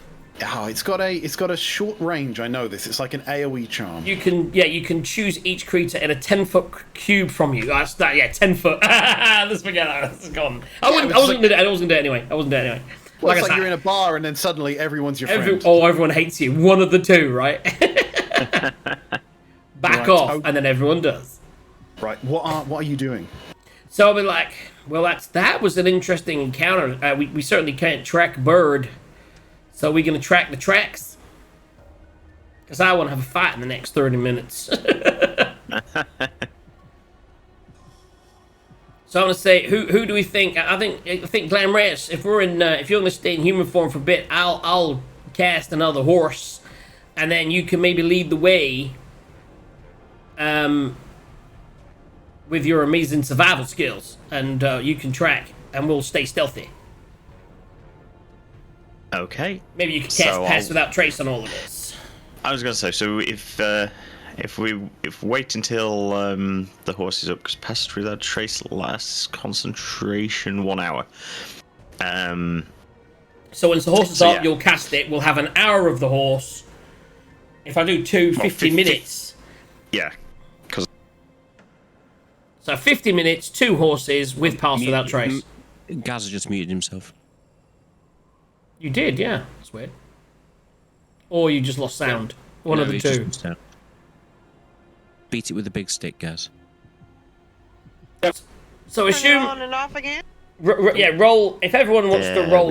There we go. My USB disappeared for some reason. So we're going to roll stealth and go? Is that okay, dear? Well, presumably the first thing I need to roll is Wild Magic, because I cast Pass Without Trace. There we go. Yeah, so you roll Wild Magic. That's safe. 10. And then let's... So what are we rolling? Are we just going to roll stealth? Is that what you want to do? Yeah, you can roll stealth. So everyone rolls stealth, and then add 10. 15. I got 15. 14. Oh, stealth is 15. I get to roll twice, so the 19 plus 10, 20... 25, 35! Yeah, so add 10 to your roll. Yeah, so Oriander got 25, I got 24. 22. And 35. Right. Oh, God. I think we're pretty quiet. I think our horses are like... Said no one ever about JJ. Yeah, do you know what I mean? I'd like to think that I'm still playing my Bandalore really quietly. Or like air playing. I'm air guitaring right now. 35 stealth. I mean, I think none of you can even see me. Right. So I'm just trying to get the order of things here. So that's there, that's there. Right. Okay. So, you very, very stealthily start moving in the dark up the trail. How are you seeing in the dark? So it says you can hood these lanterns, so they're going to be... I think with a 35 stealth, I've successfully... I don't know, if we're being stealth, I've got dark vision to 60. As a horse? So... No, he's not a horse. No, We're I'm not a riding horse. my horses. He's human. Yeah, they've got... So I can ride a horse. If the horses are tied together, I'll be the lead horse, and your horse can follow my horse. Yeah, and we'll just tie keep to the back of your horse to mine. one hooded lantern on ours just so we can get like a tiny bit of vision around. Or should we just go pitch black? Well, there's a fun one that you may need to get sometime called an ultraviolet lantern that only people with dark vision can see. Nice. Right. Okay, so you get on your horses and you head up the road. Am I the only one with dark vision in this campaign? Yeah, I was going to take Yeah. it. I mean, in the other campaign, Yeah, we've pretty everyone's much got it, all yeah. got it, haven't we? Yeah. Okay, have it. Yeah. Right, so you head up the road, stealthily, quietly, slowly. After roughly an hour or so, you find yourself outside of a small structure built next to the road. It looks essentially like a I don't want to say shed, but if you've ever been hiking in the woods, you would know that rangers sometimes have buildings, way stations, Cabin. where people can overnight. No one lives there, no one stays there, but travellers stop there occasionally. That's kind of what it looks like. It's Like a way yurt. station. Like a way station kind of yurt. Semi-abandoned, but also maintained. Should we keep quiet and just have a good look around? Yep. Well, I'm guessing if it's been about an hour, one of the horses suddenly If poofs that's away. 50, yeah, that's basically we're saying that's an hour. Then the horses disappear as we get to this place. So we've arrived. And, the horses and we're disappear. no longer as stealthy as we were. Actually, do no. we The need- horse would pop. The horse would pop 10 minutes before we. So we've still got lost good stealth. stealth. So we've got stealth just initially. Yeah. Do you want us to re-roll stealth? Why not? Yeah. Everyone re-roll stealth plus 10 for now. 8 plus 1 plus 10 is 19. 34. So 34 for me. Got 12. Did I get 12? You got 12 plus 20. 10 is 22. 28. Fucking love So I'm the Castle lowest at Trace. 9. I'm lowest at 19 then. Some decent stealth. We love Pass Without Trace. It's just the best spell in the game. It's not, but it's a good one. Okay, so what are you doing? Sabalak, Toxeros. Should we be the sizes of the cubes, by the way? No. Okay, cool. It's possibly, but I've just made it a bit bigger. That's fine. So Toxic, did you want to check the doorway out because you're the dexterous one? I'll just nod and go Without over to the realizing door. that actually Glamreus is definitely the best person, but I'm still asking you because I don't know that. I'm assuming it's the door. Yeah. Yeah, so if I just move you back a little bit. there. Is that a closed door or an open door? It is an open door. Okay, so yeah, This, so like this is kind of open to the elements. a creep So if I over was here. to... Sorry, stop there. Oh, sorry. You just stop moving for a goddamn second. Right, so you... I'm going to take away your movement No, I'm privileges. sorry. and then- No, I'm sorry, boss. Sorry, boss man. Right. You can kind of see a crack of light running through there. You can see light emanating from inside of this. I was going to say, so that's the question. There's light inside it, is there? Right. There is. Okay. So, So- it, so Okay, now so what- somebody might be here then. it would be my prerogative to then move to this position here, so to try and increase that range of what we can see. Would that work? I mean, everybody's talking all that stuff about you. Because it's your prerogative. As you look inside, you can see some sort of implements. You can see pots. You can see tools and stuff just sitting on the side. But not a lot of anything else. Okay. You then can I also move- see the light appears to be flickering somewhat. Then I move over to Glam, just in front of Glam, and I look again. Reroll stealth. That would be. Ooh. Fuck. I don't think Pass Without Trace is going to save that. I think I'm visible. Right, so I'm going to move you just there, and So gonna I'm on do- 8 plus 10 is 18. So technically I've got the lowest roll so far. It's an 18, but it's still a natural one. Yeah, it's still in that one. that and that. So as you kind of very poorly sneak behind the door, kind of like a cartoon character trying to sneak past it, you catch the attention of two of the occupants in there. You can see kind of like a fire pit running down the center of this building, and two people there wearing heavy furs on top. And the first one spots you, and they go, "Ho, traveller! Oh, come in. Enjoy the warmth." They're going to eat us in the night. Did we hear that? That wasn't stealthy at all. So I'm going to say to you, I'm going to point to you two, and I'm just going to be like, stay, like that. Yes. Okay. So me and Nora and I are back And up. I'm gonna step forward and go. I'll go. Oh, it's good to have some warmth in the evening. Come on in, Toxeros. This is my good friend Toxeros. He's a quiet dragonborn, not like my good self. How are we doing? And I'll step in. Okay, right. Firstly, roll me performance, because... Yeah. Because lol. Because, as long as it's not a one, we're good. 17. And let's just do that. And... Oh, sorry, and... I kind of wish I'd said to them to go round and to look out for fucking werebears. Oh, we have more people. Okay. So you should walk in, and what you see is very much...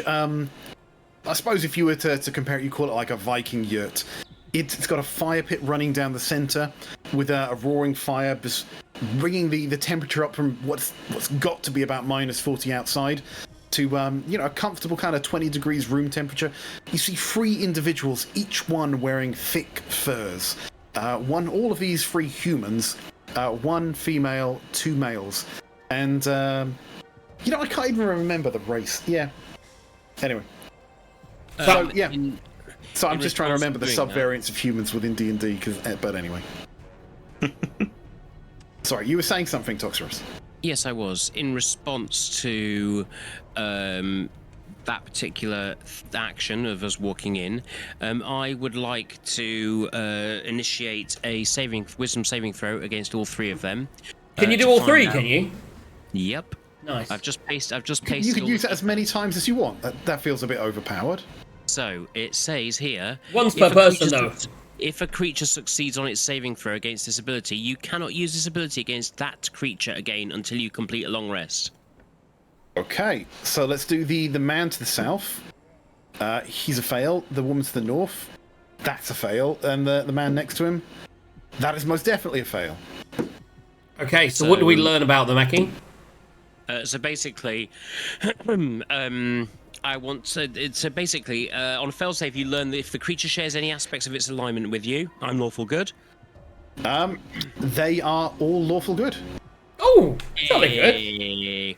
We've found someone that's not going to eat us. Maybe. Yeah. Current hit points of all of them. Right. Let me just zoom in a little bit. Oh, these are the people we have to protect. The 2 to the north. 2 to the north. 8 hit points and 4 hit points.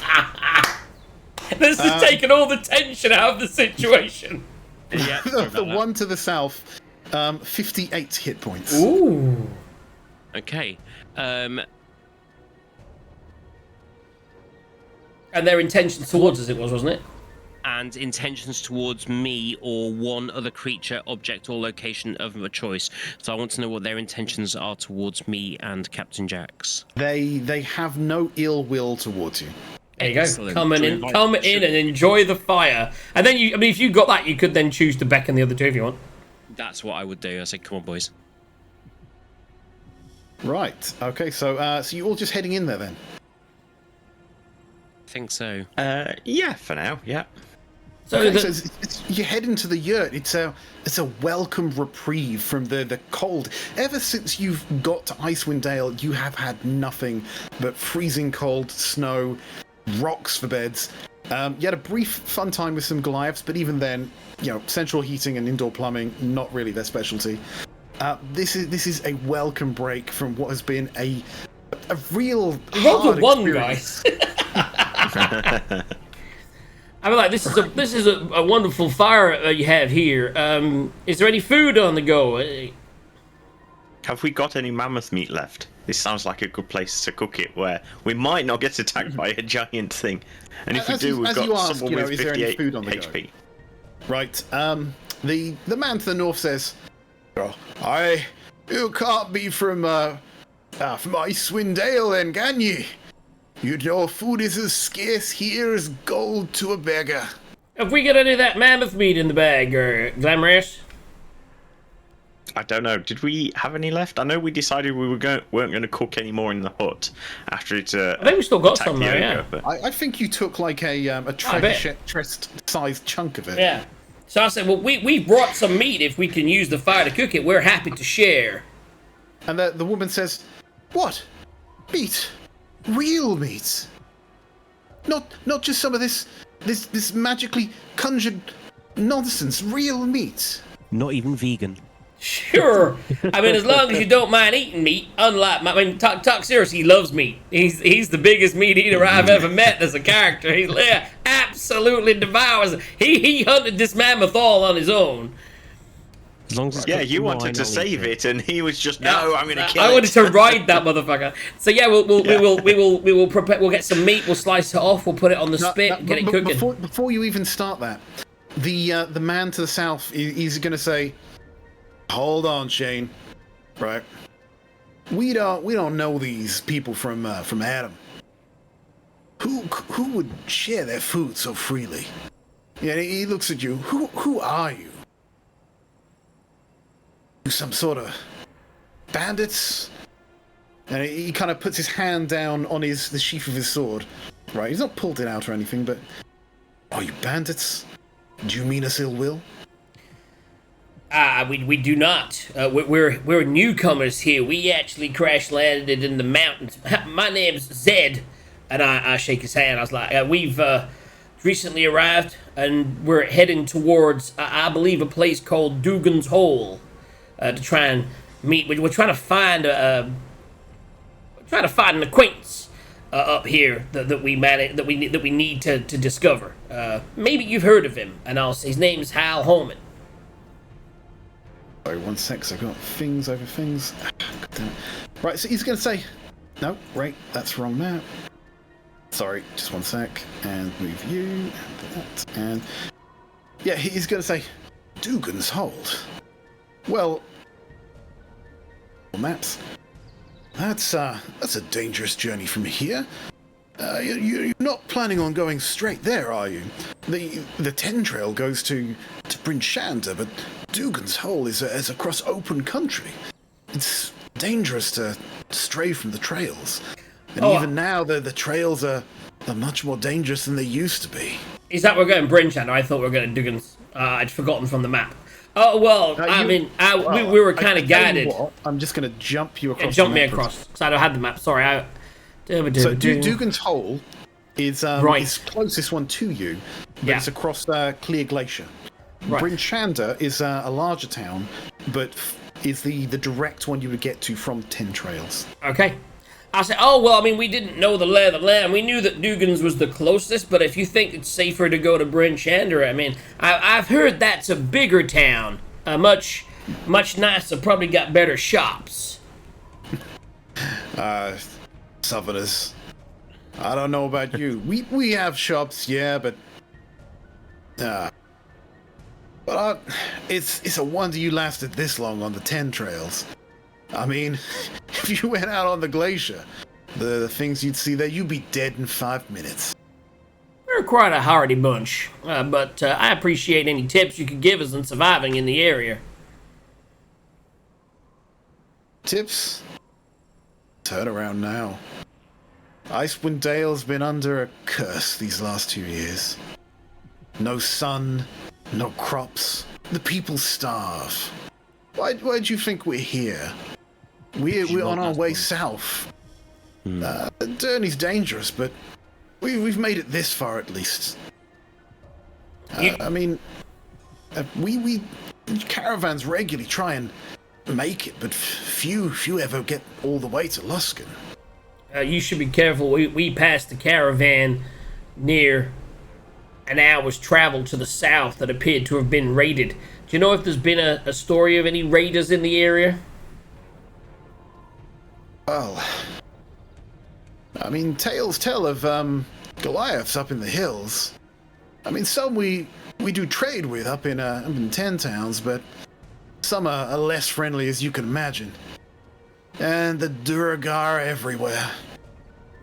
You see, ever since this curse came upon the land, the lack of sun has brought all sorts. Duragar, you know, they're sensitive to the sun. Much like, what do you call them? Oh, them elf folk, the drow. They've been setting up shop here. There's been drow in these areas. Not more Duragar than Drow, but I wouldn't pass it up. The Drow, they like them, that Underdark, but them dwarves, they're just greedy. If it shines, if it's gold, if it's theirs for the taking. And they do like the dark. Say, friend, I hope I'm not offending you. I mean, we don't get many Duragar here either. Not in civilized parts of Tentown. He's saying this to Glam. I'm actually a dwarf druid, but part of the reason we're trying to find Hal Homan is this. Ah, well, that's unfortunate. I mean, what happened to you? At this point, I'd like to think that we're starting to cook. The long and short of it is, I saved a child, and this happened. Well, that sounds odd. I mean, if you're happy, we'll cook some meat, and I can tell you the full story. Okay, so I like to think you sit down, cook some meat, you tell him the whole story, and I want you to roll. Convince me, is it persuasion that you're telling the truth, or performance that you're telling a really good story? Who's making this check? Well, Glam Reyes is the storyteller. I will help him with a song. I'll play. If he does performance, I will play my song and give him advantage. That would do it. Both of mine are -1, so. I mean, should we both roll? No, you gotta do it. You gotta tell your own story, my friend. You gotta tell your own story. Yeah, so I shall tell my story, but I will definitely take advantage if you're going to embellish bits. Yeah, I'll embellish it with a few key notes here and there. Wow, that's a 1 and a fucking 2. That is a 1 and a fucking 2. Which with -1 is 1. So it's not a crit fail, but it's as close. Technically not a crit fail, but it's as close as you can get it. That is the worst story everyone has ever heard. Oh, friend, that's quite a tall tale you got there. I can't say I believe most of it. I mean, children, resurrection, and what's this nonsense about underground treasure troves? But I mean, if you really found all that treasure, what are you doing here? I mean, it didn't even have any like continuity. I mean, who was this Sergey, this JD? I mean, they came in, they came out. I mean, it didn't really make much sense. It feels like you turned into a different character for a large part of it while you were stoned. Yeah. Glam Reyes, I think in future I'll tell the tales. Kind of had me until the part with the talking. That's when I knew you were talking at your ass. I think Glam Reyes, I think in future I'll sing this. I think maybe I'll tell the story in future. I'm not sure you captured the essence of the entire last campaign in that, but I mean, to be fair, I was stoned for a large part of it, so there's some details I don't really know. The one thing I got really confused with was how you were able to tell the story even when you weren't there. You filled in those bits as well. That was incredible. Like, you weren't even there when we fought, like, the big guy. Well, so yeah, that was... The dragon. I feel that, like, maybe... I mean, obviously you were telling it, but you were telling it as if JD had told you it. So it was like a second-hand story, but from his perspective. And he had the weirdest fucking perspective. That's all I'm saying.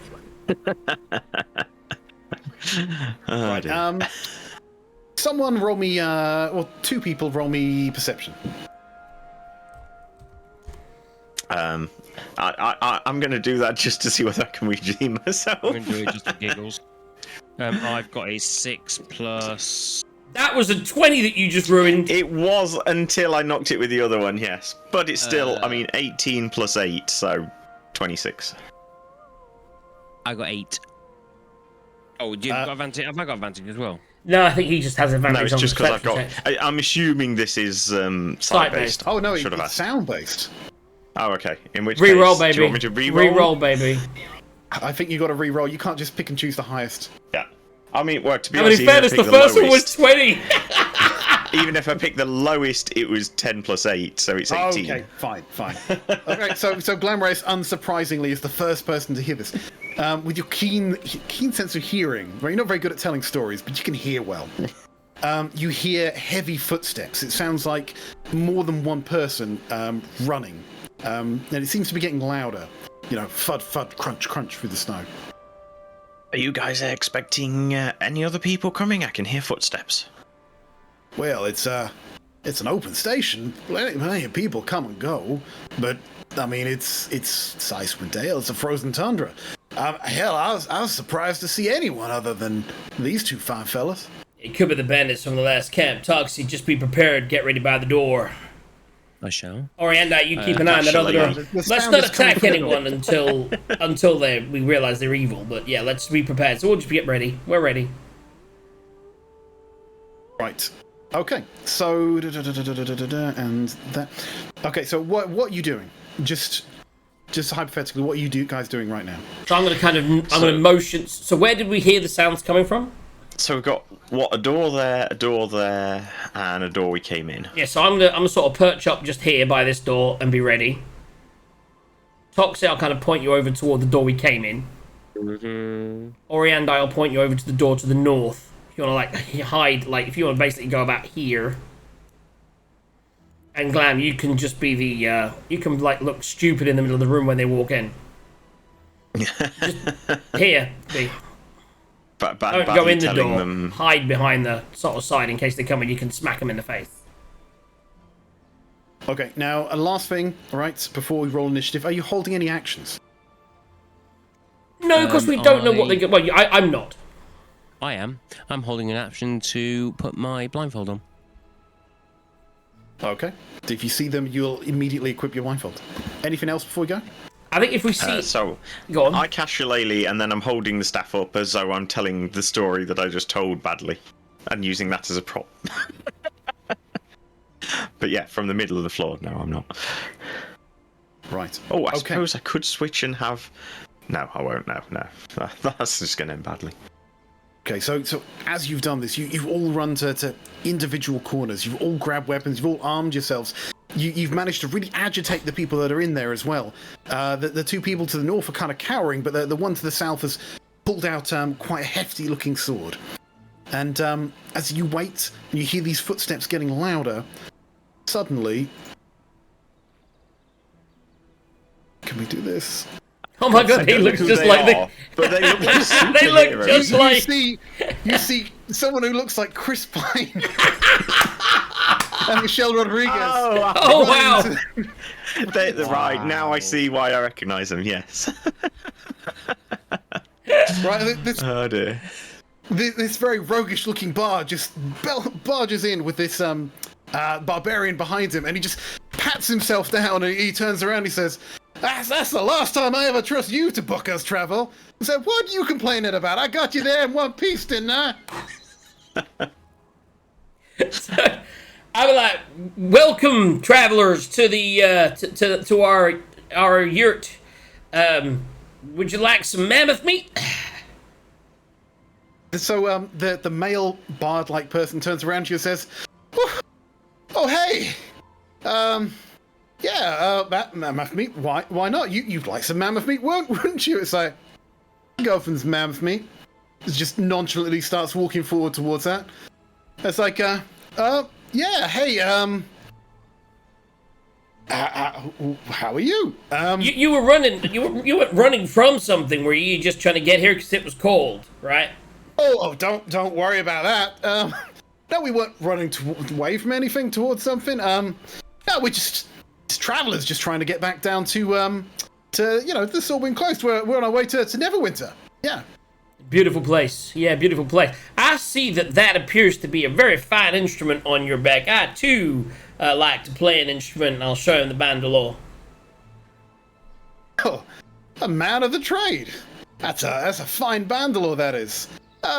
What school did you train at? That's a very good question. I trained at the School of Lore, I believe. Oh, come on, they all have school names. I studied at the College of Eloquence. College of Eloquence, right. Oh, well, I'll tell you what. If you're happy just to let us take a breath here, yeah, I think we can all maybe be friends. Sounds good to me. So I was like, my hand was obviously on my dagger. It just goes off, and I've got the guitar in one hand and the dagger in the other. I slide the dagger back in. I say, maybe we could play a song for these people. So as you slide that dagger back in, what was it? Holger says, "Yeah, that was a good choice. That I'd have done that too." That's yeah. Just we gotta protect these. But we're here to protect. We like to protect people. But now we can entertain people. What do you say we sing a song? Okay, he's gonna go. Well, I know a few songs. Have you ever heard of have you ever heard of what was the song they sing throughout this? I can't remember. We're gonna have to look this up. See, in my mind, it's Bobby Cannon.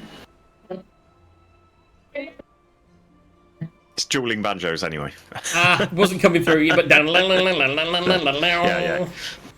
Yeah, we're gonna play some music. Anything else gonna happen if we're gonna play some music and have some food? Anyone else gonna turn up in this catastrophe?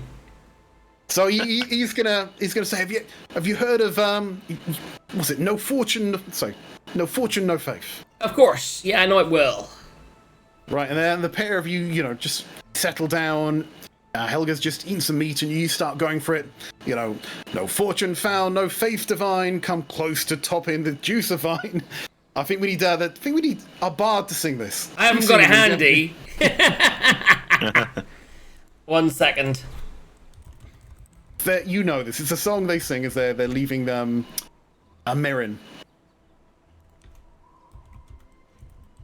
Come on, DM. Not DM. JJ. Dun, dun. No fortune found, no faith divine. Come close to topping the juice of vine. With a cherry crew, with a sip and sway. Let's tip the tankard and waste the day. Yeehaw! Well, the ye kin, our tolls can wait for the time. We saw the folly.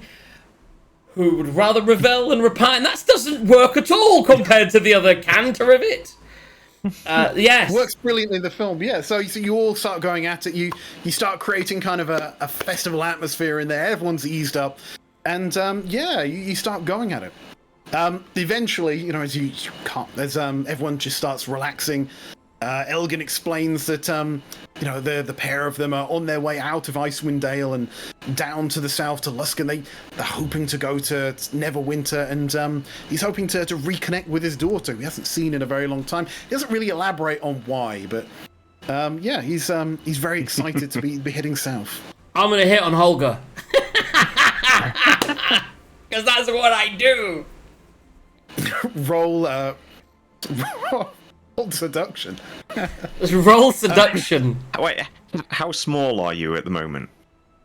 I'm not, unfortunately. No, I'm a normal sized elf. Oh my God, spoilers for Freak. That would have been amazing. If I'd have known, I could have made myself a gnome. She might go for you though.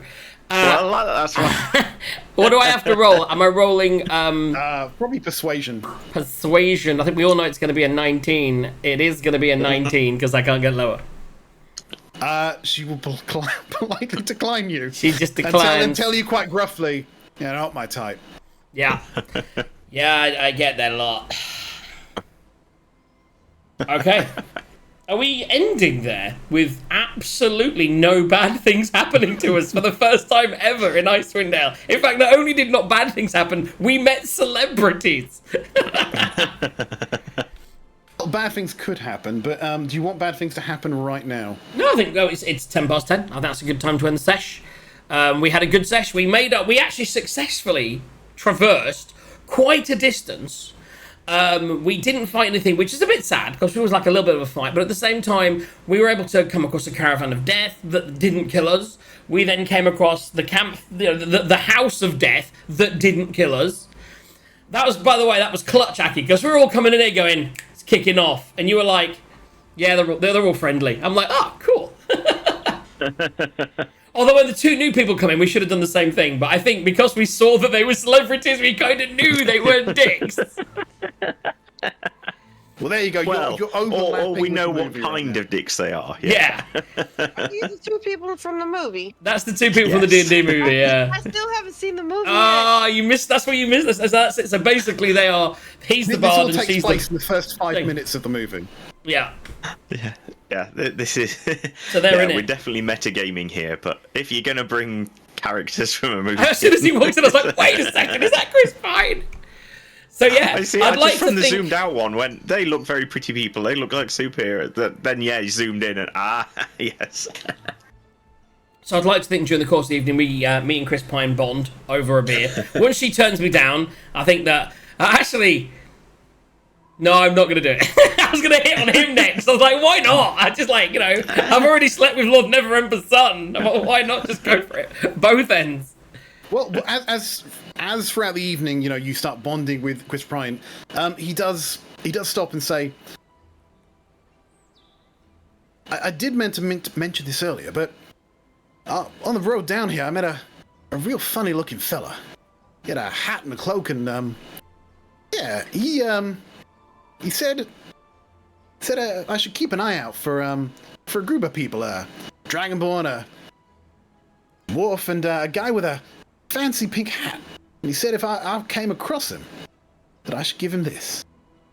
And he gives you a piece of paper. As you look at it, you can see it's clearly some sort of writing on there, but you don't understand what it says. And I think we should leave that as a bit of a cliffhanger into next session. Okay, so I get given a piece of paper that I don't understand until the start of the next session when I cast Universal Speech. That's good. So yeah, he gives me a guy with a hat and a cloak. I'm wondering if that is the guy that we left at the last place. Who knows? I didn't take notes on that because it hasn't been a note episode. I put what we've got. So just, Okay, well it has a wax seal on it. And even pause, please. though I Pause, don't think please. we've- Notes. I'm not in my note thing. It has a wax seal on it, and even though we've not really established this, you personally might recognize it as the symbol of the Traveler.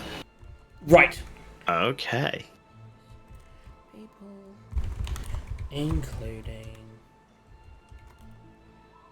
But even given that, it's in a language that you can't understand. But then again, the traveller would know that he's got There's a comprehend lot of language. languages So you can't understand. Giant, Orcish. yeah, but Celestial, if the Abyssal. traveller were giving a bit of paper to Jax, you'd have thought he'd write it in something that Jax can understand. But But knows he would Jax can also know understand what spells. everything. He knows what spells I have. Exactly. Yeah, exactly that.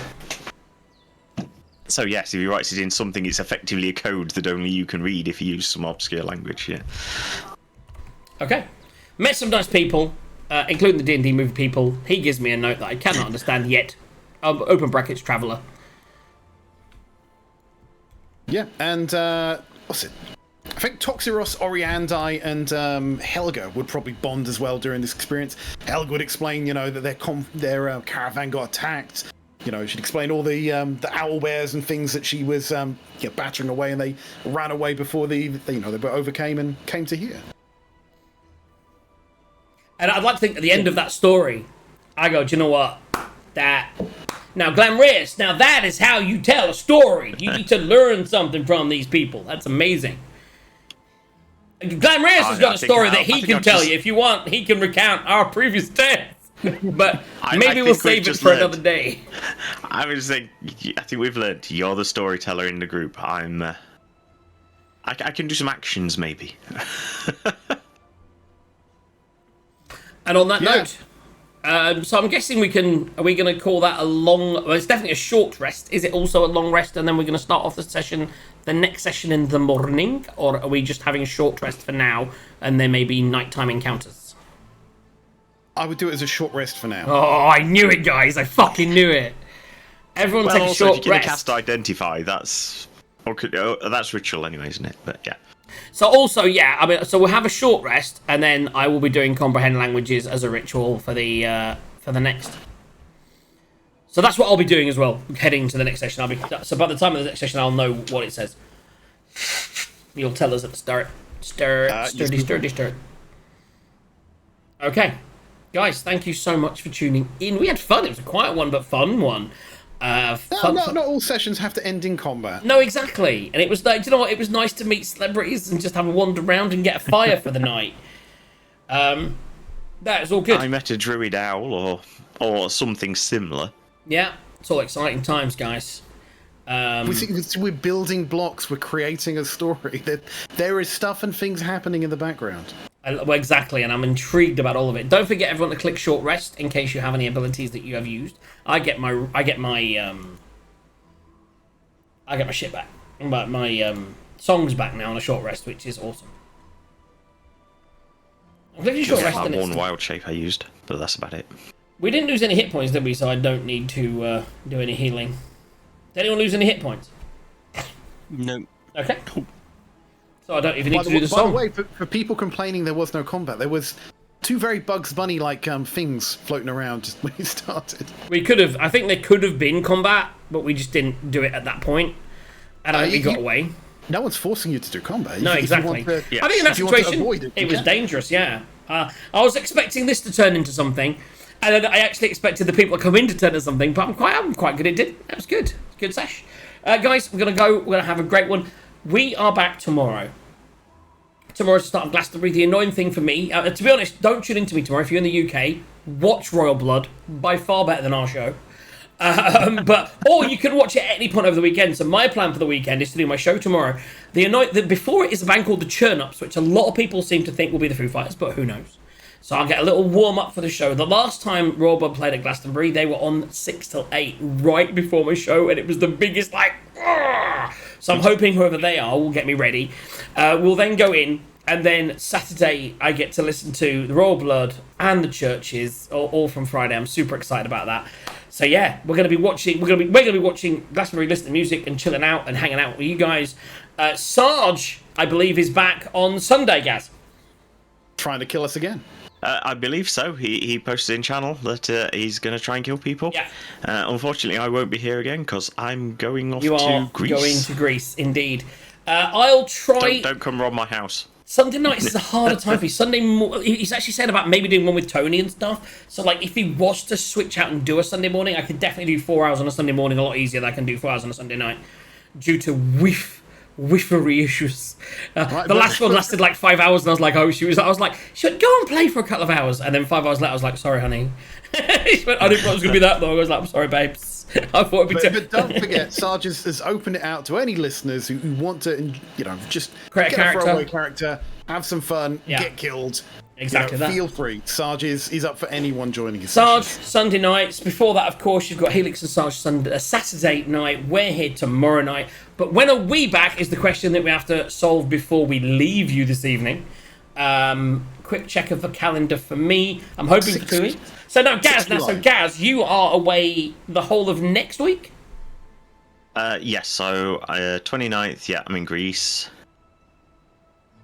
The 6th. Unfortunately, the 6th, I'm away in Stratford-on-Avon. Okay, so the 13th. The 13th, I'm good. Is everyone good on the 13th of July? Should be. Yep. Yeah, good. So let's pencil that in. 13th of July, D&D. We're back. A 2-week break, guys.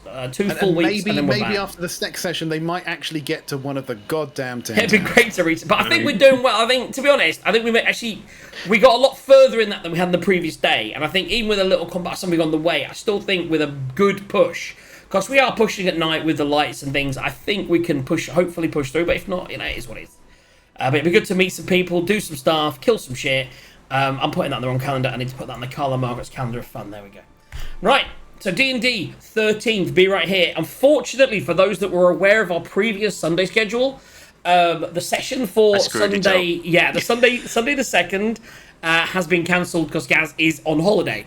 So unfortunately, he can't do that, or the 9th, which I could have also made. But that you can't make the 9th, right? You're at LAN. Yeah, 9th, I'm at LAN, yeah. So it is going to be the 16th, unfortunately. I was tempted because I actually think that Gaz could take a back seat for the 2nd. Well, I was going to say, that's the other one you could puppet me on 2nd. But we are starting without any real spoilers. We're moving into a campaign that began in the town of Greenest. I did it as a one-shot using something and then realized it spawns out into a campaign that Aki already had on Roll20. So I'm going to give you guys invites and we're going to join that campaign. I've already started copying some stuff. The one thing I didn't realize, Aki, when doing it, is the ones that you've already used, you have completely defiled. There's dead corpses everywhere and little notes and arrows. And I'm like, can I not just hit the reset button? And you can't. So I have to figure that out. So I'm going to have to go. But it's a lot better than completely creating stuff from scratch. I've got all the tokens there and everything. So yes, we are going to be exploring the area around Greenest and maybe and eventually meeting up with some dragons in that campaign as we move into a campaign called the Tyranny of Dragons, which will begin on July the 16th, we said? 16th at the moment, yeah. July the 16th, we begin the campaign officially of Tyranny of Dragons, because we thought these one-shots are great, but the one-shot's supposed to be for one-shots with maybe different groups and bring people in, and we've kind of stayed with the same group, and we've now got a separate Sunday group, which is amazing. So I think we're going to follow that through, keep the group together, and send them out into the world against some dragons. So there we go. The party is established, and the campaign for Sundays moves into the Tyranny of Dragons on the 16th of July. And that's it from me. Anything? Now you need to do some. I need to go make sure the wife's okay, and you guys can do some rolls, yeah? Oh yes, we need I'll to be do back in a few minutes to say goodbye. And sesh on. Oh, you're already in there. Cool, honey. I've really hurt my foot. I think he's hurt his foot. Apparently, yes. If I server mute him. That won't actually mute him on stream, will it? It'll just stop us. So this isn't going to help. Right, anyway, right. Let's go from the top. Aki, roll me a d4, please. D4 done. Hold on.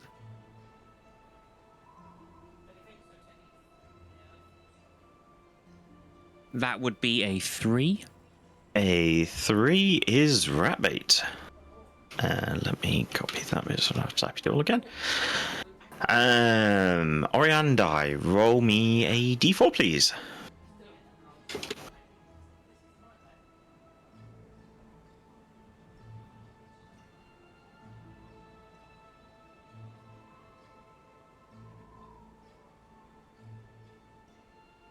I think she's on mute.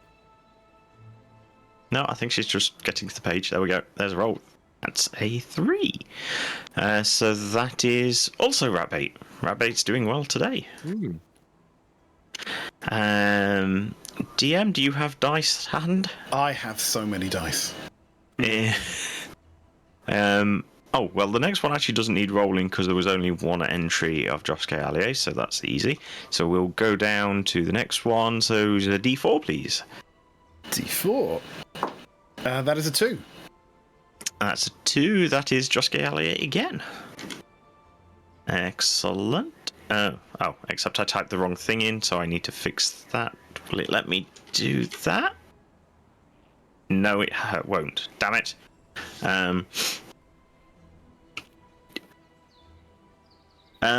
So, ignoring the fact I just did one wrong, Toxie, a d6 if you would.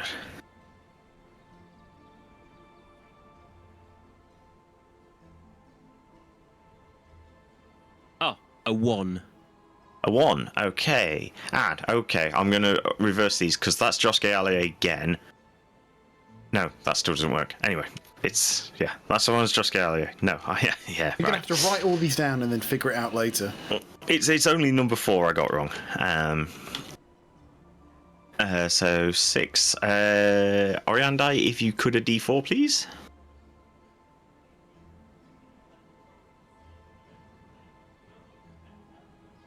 And that's a 3. And a 3 is Droske Allier again. Doing well this time. And then last one, Tithe, if you would a d6, please. Okay. And that's a 6. A 6. Okay, this one I can fix. So the 6th is Trace. But I accidentally marked Trace as the winner for 4, so if I mark Droske Allier as the winner for this one, that'll work. There we go. Yeah. There we go.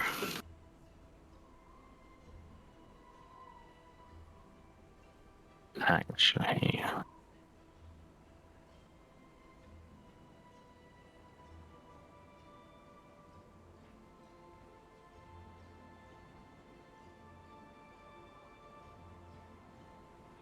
F4.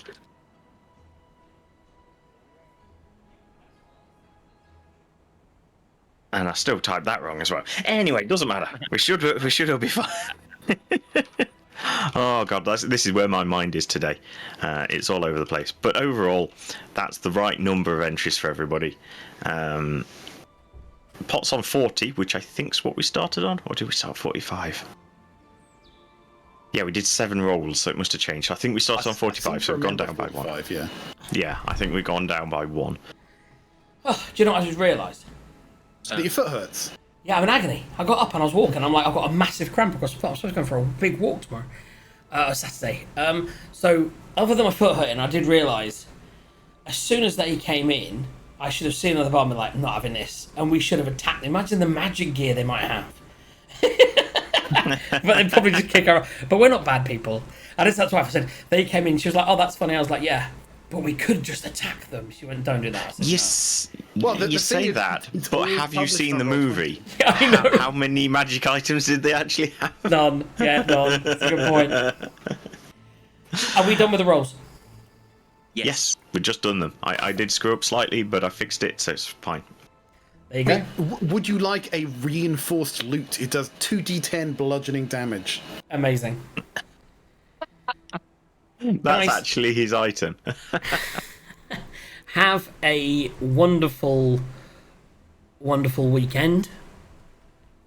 Enjoy the Glastonbury if you're in the UK. Enjoy this station, wherever you are in the world. Whether we're here, whether we're on the radio. Tomorrow night, I haven't planned anything for tomorrow night yet, but that's what we're doing tomorrow night before the show.